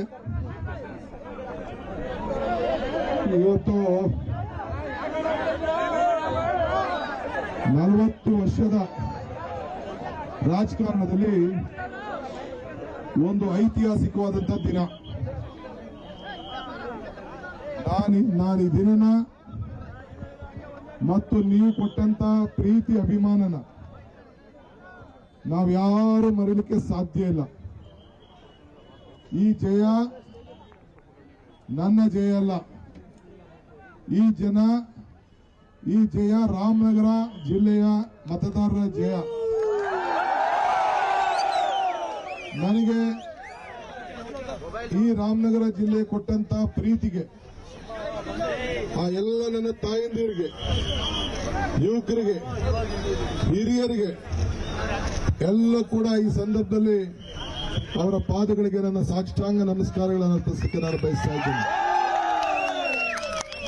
ನನ್ನನ್ನ ಇಡೀ ರಾಜ್ಯದಲ್ಲಿ ಅತಿ ಹೆಚ್ಚು ಅಂತರದಿಂದ 1,22,392 ಅಂತರದಿಂದ ಗೆಲ್ಲಿಸಿದ್ದಾರೆ. ಆದರೆ ಇನ್ನ 600 ಓಟು ಲೆಕ್ಕ ಹಾಕಬೇಕು. ಯಾವುದೋ ಒಂದು ಟೆಕ್ನಿಕಲ್ ಗೋಲ್ನಿಂದ ಒಂದು ಬೂತ್ ಇಟ್ಟಿದ್ದಾರೆ. ಅದಕ್ಕೆ ನಾನು ಒಂದು ಅರ್ಜಿಯನ್ನು ಕೊಟ್ಬಿಟ್ಟು ಬಂದಿದ್ದೇನೆ. ನನ್ನ ಜೊತೆಗೆ This is a victory of people here. I have won with a huge margin.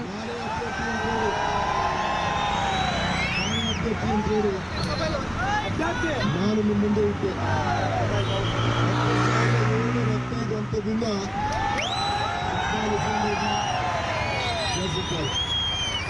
ಅದಲ್ಲದೆ ನಮ್ಮ ಬಾಲಕೃಷ್ಣ ಅವ್ರನ್ನ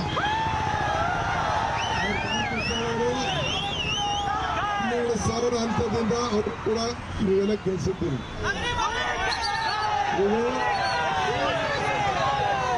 ನೀವು ಕೊಟ್ಟದ್ದು ರಾಜ್ಯಕ್ಕೆಲ್ಲ ಸಂದೇಶ.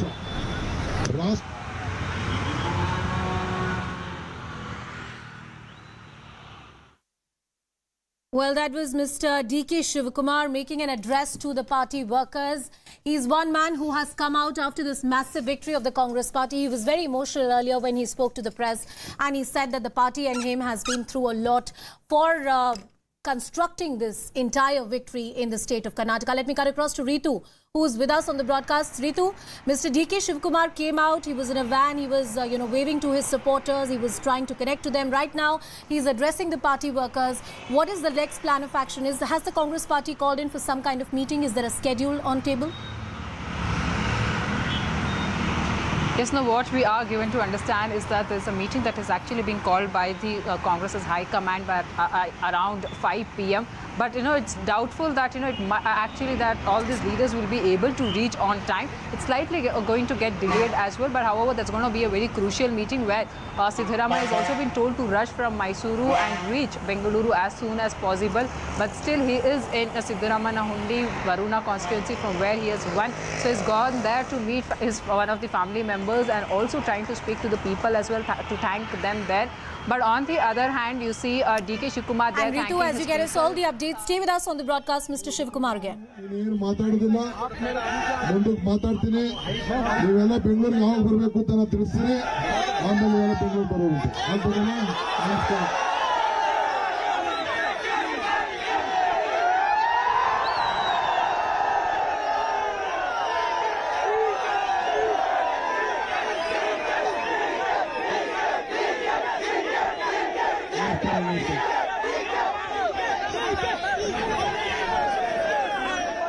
D.K. Shivakumar with the jubilant Congress workers in the state of Karnataka. The Congress party has created this victory for them, a much needed one. And in many ways, this is a historic victory for them in the state. And the emphatic mandate has come in after a long time. For a long time, the state has seen a split mandate coming in with the JDS playing the role of the kingmaker. They had hoped that this time they'd be able to play that role. But look at the way those numbers have swung.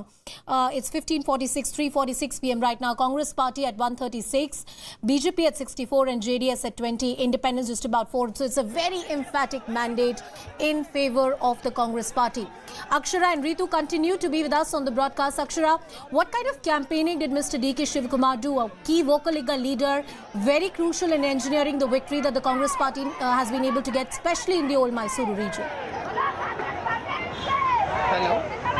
Well, you see, as you rightly mentioned, he's a tall Vakaliga leader in the old Mysuru region, and he's one of the chief strategists of the Congress party here in Karnataka. And remember, not just in Karnataka, he's also been a chief strategist and also a key player when it comes to national politics, national affairs of Congress as well. This was proved right from the Ahmad Patel's times. So, a leader like Congress, D.K. Shivakumar was very crucial for Karnataka. Remember, he also mentioned this earlier yesterday. Dinesh Gundura was the KPCC chief. Siddaramaiah was the KPCC chief, but they resigned from their post, stating that they couldn't handle the party affairs or can't keep the party together. And D.K. Shivakumar, when he took the post, and we have to agree to this fact that he was the one who kept the party together, he was the one who engineered everything. So that's the reason why he's rightfully claiming that he must be the chief minister of the state. And on the other hand, you also have mass leader Siddaramaiah, who was following here in Karnataka, who also is in the chief ministerial race. So that's the question that needs to be answered. But once again, be it the campaigns, engineering, or keeping the party together, not just in Karnataka but also taking part in the national affairs of the Congress party, D.K. Shivakumar has played a very vital role, and you have the results there here in Karnataka. We have the results there in Karnataka. Akshara getting us all the details. My colleague Ritu also on the ground. Our reporters who have tracked this election, the length and the breadth of the state. We'll continue getting you all the updates and what is the huddle within the Congress party in the run-up to forming a government and electing who their chief minister is going to be internally within the party. For now, a very short break.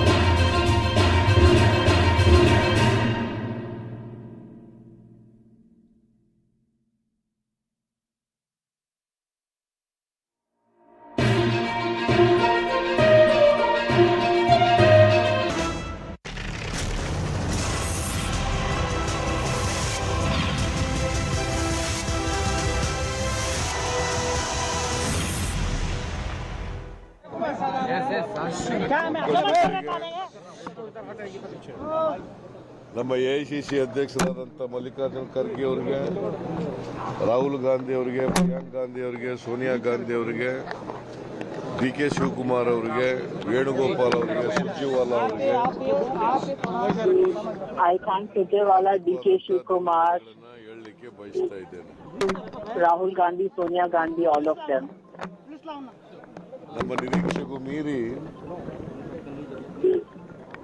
ಜನ ಈ ಚುನಾವಣೆಯಲ್ಲಿ ಕಾಂಗ್ರೆಸ್ ಪಕ್ಷಕ್ಕೆ ಆಶೀರ್ವಾದ ಮಾಡಿದ್ದಾರೆ, ಕಾಂಗ್ರೆಸ್ಸಿನ ಅಭ್ಯರ್ಥಿಗಳಿಗೆ ಆಶೀರ್ವಾದ ಮಾಡಿದ್ದಾರೆ. People have left the candidates this time. ರಾಜ್ಯದ ಮತದಾರರಿಗೆ ಧನ್ಯವಾದಗಳನ್ನು ಹೇಳಲಿಕ್ಕೆ ಬಯಸ್ತಾ ಇದ್ದೇನೆ. I thank the people of Karnataka. ಚುನಾವಣಾ ಪ್ರಚಾರ ಸಂದರ್ಭದಲ್ಲಿ ಹೇಳ್ತಾ ಇದ್ದೆ, ಕಾಂಗ್ರೆಸ್ ಪಾರ್ಟಿ ಕನಿಷ್ಠ 130 ಸ್ಥಾನಗಳನ್ನು ಗೆಲ್ತದೆ.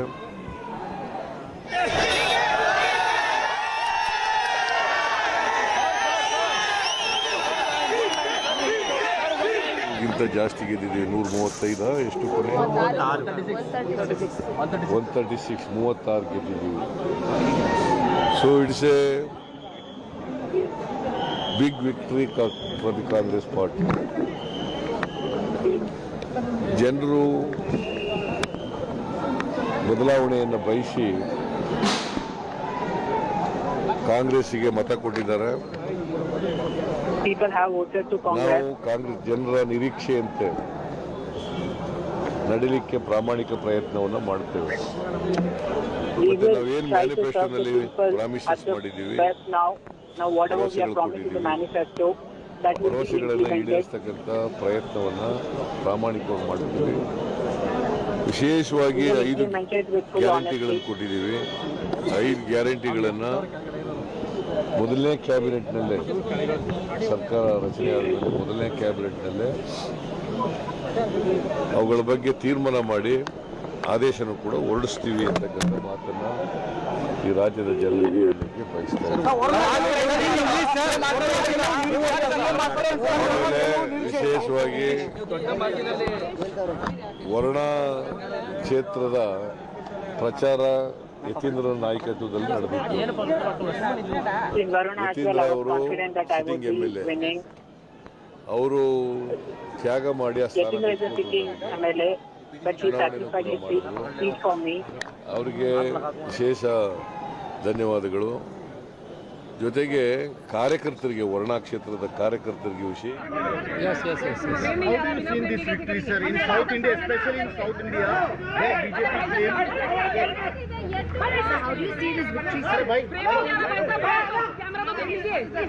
This is a clear message of the people from the people of Karnataka. Every time the type of divisive politics which BJP doing is not going to be successful. This is a clear message. We stood for poor people of Karnataka. They stood for rich people. Finally, poor people won this election.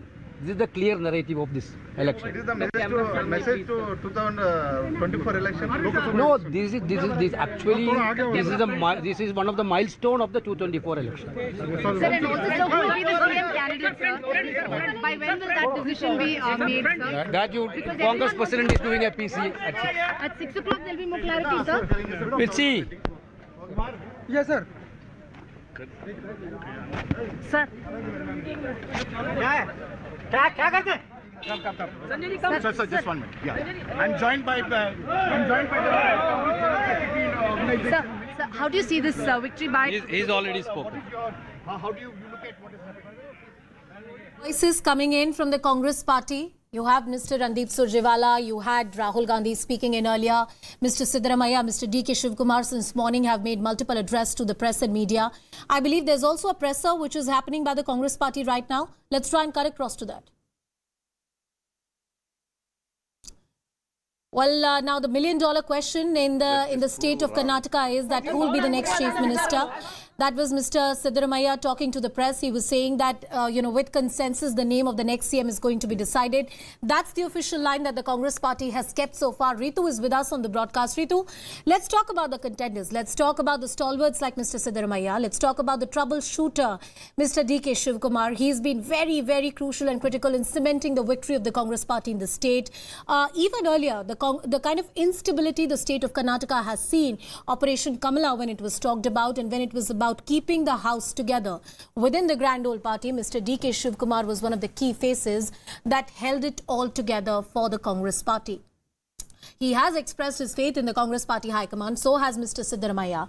Interesting bit is that both leaders are equally close to the Gandhi family. The Congress high command, Mr. Kharge, of course, is going to be a very important leader, multiple-time MP from Gulbarga, one of the most experienced politician in the country.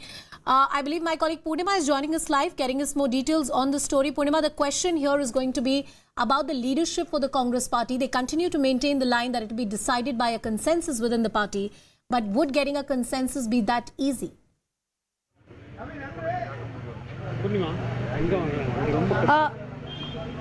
Well, in fact, right now there was a crucial meeting that took place at Kharge's residence. KC Venugopal also addressed the media a short while ago, and in fact, to a question that we asked him about the CM candidate and when that decision will be made, he said the president is the right person to answer, and that there will be a press conference at 6 p.m. at the party office. So more details are waited, but getting consensus on the CM post is going to be a challenge for the Congress, because there are right now both D.K. Shivkumar as well as Siddaramaiah so far have maintained that the High Command will make that decision, and so far no one has responded to that question. And here at Kharge's residence, there was a crucial meeting. The decision on who they choose to be the Chief Minister, all eyes on that, and a press conference at 6 p.m. is what KC Venugopal told us a short while ago.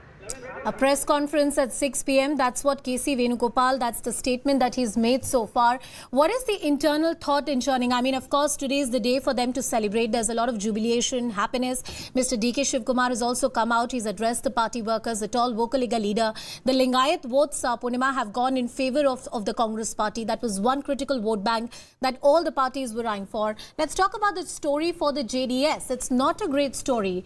Many talk about their decimation, relatively speaking, compared to the last elections. What is the voice, if at all, that you've heard from them? Because they are not in the position of being a kingmaker this time, like they would have wanted to be.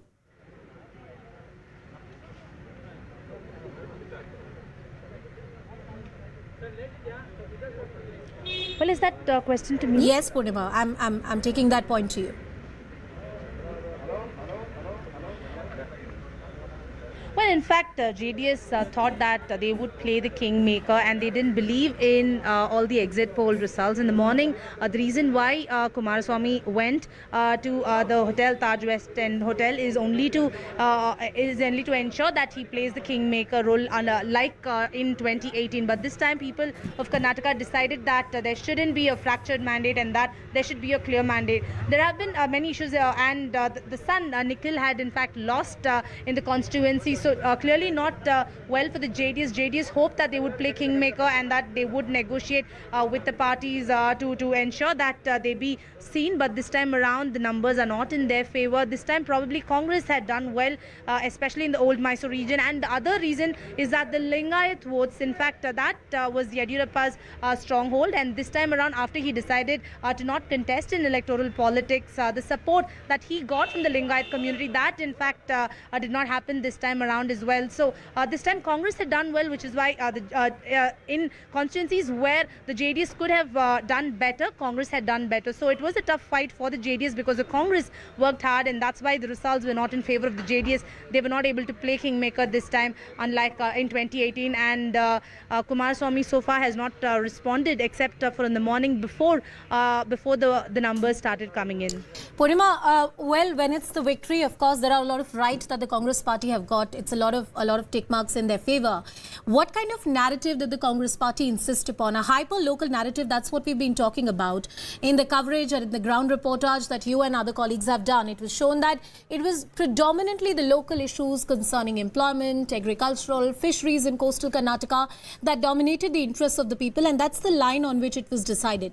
Towards the last leg of campaigning in Karnataka election, we saw a very heightened pitch coming in from the BJP. The ban around the Bajrang Dal. There was also this communal overtone that was coming into the political narrative. Right now, Mr. Bommai is speaking. Let's listen in.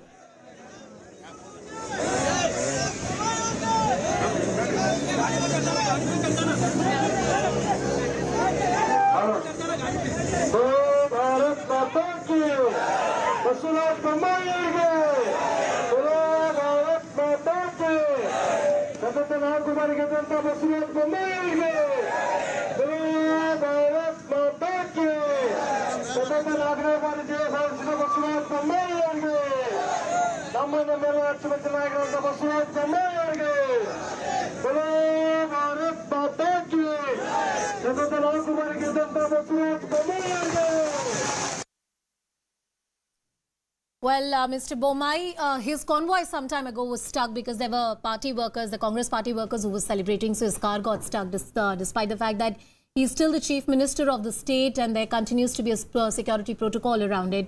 The BJP, and especially Mr. Bommai, has been very humble and gracious. He accepted the defeat. He said that this is the mandate of the people of Karnataka. We'll do introspection, and by 2024, by that time, the party will get the things right and they will spring back. Is this some kind of hint for 2024? Well, most political pundits will tell you that the way people vote, the manner in which people cast their ballot in state election is starkly different from how equations are, political dynamics are, and the interest and choices of voters are when it comes to the national elections. With this victory, the Congress party clearly can go to town and tell the opposition leaders or the opposition parties that we are the party who can fight it out with the BJP. They've been trying to get this position that they're the principal opposition party in the country, something which is contested, say by the likes of the Aam Aadmi Party or the TMC. My colleague Harish with us on the broadcast. Harish, I'm sure you must have seen a lot of celebration from the Congress quarters. We have heard the BJP and the JDS leaders talking about introspection and what they got wrong. What is it that you're hearing? What is the course ahead? What is the chart ahead for the Congress party? Well, it's all about who will be the next chief minister. What will DK Shivakumar say? ನಮ್ಮ ಎಲ್ಲ ಮುಖಂಡರುಗಳು ಕೂಡ ಆಭಾರಿಯಾಗಿದ್ದೇವೆ. ಮುಂದೊಂದು ದಿನದಲ್ಲಿ ನಿಮ್ಮ ಸೇವೆಯನ್ನು ಯಾವ ರೀತಿ ನಮ್ಮನ್ನು ನಂಬಿ ನಮಗೊಂದು ಅವಕಾಶ ಮಾಡಿಕೊಟ್ಟಿದ್ದೀರಿ, ಆ ಅವಕಾಶದಂತೆ ನಾವು ಕೆಲಸ ಮಾಡ್ಕೊಂಡು ಹೋಗ್ತೇವೆ. ಕಾಂಗ್ರೆಸ್ದು ಜಯ ನಿಮ್ಮೆಲ್ಲರ ಜಯ. ಇದನ್ನು ತಾವೆಲ್ಲ ಗಮನದಲ್ಲಿ ಇಟ್ಕೊಳ್ಬೇಕು. ಈ ರಾಜ್ಯದಲ್ಲಿದ್ದಂಥ ಅನೇಕ ವಿಚಾರಗಳು ನಾನು ಆಮೇಲೆ ಮಾತಾಡ್ತೀನಿ, ಈಗ ಮಾತಾಡೋದು ಬೇಡ. ನಿಮ್ಮೆಲ್ಲರೂ ಕೂಡ ಮತ್ತೊಮ್ಮೆ ನನ್ನ ಸಾಷ್ಟಾಂಗ ನಮಸ್ಕಾರಗಳು. ಸರ್ಕಾರದಲ್ಲಿ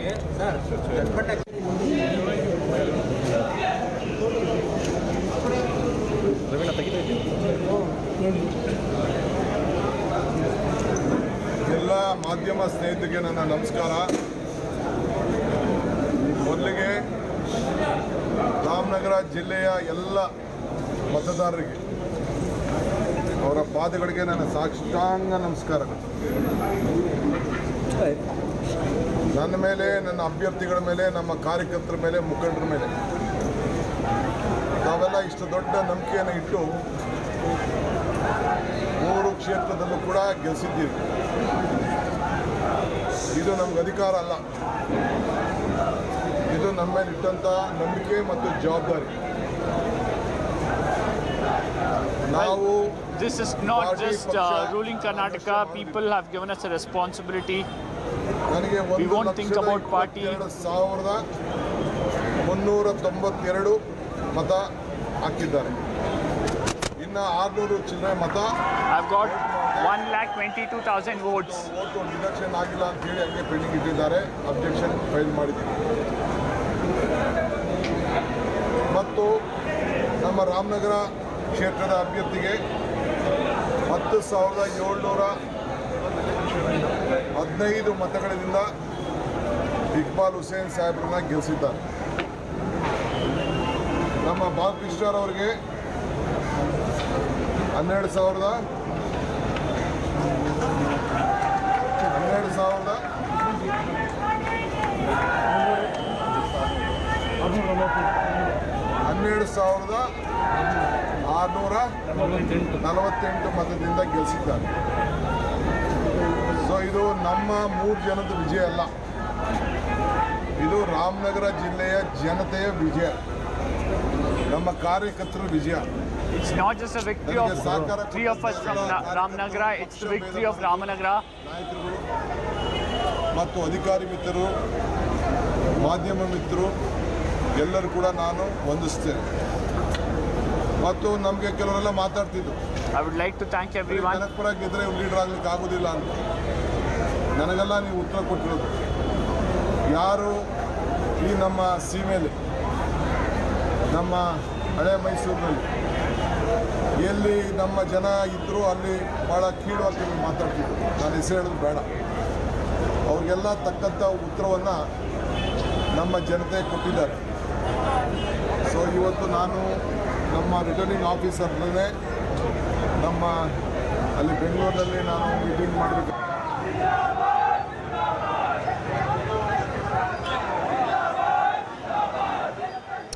Harish is with us on the broadcast. Harish, how should we read the body language and more importantly, what DK Shivkumar has postured himself ever since these results came out?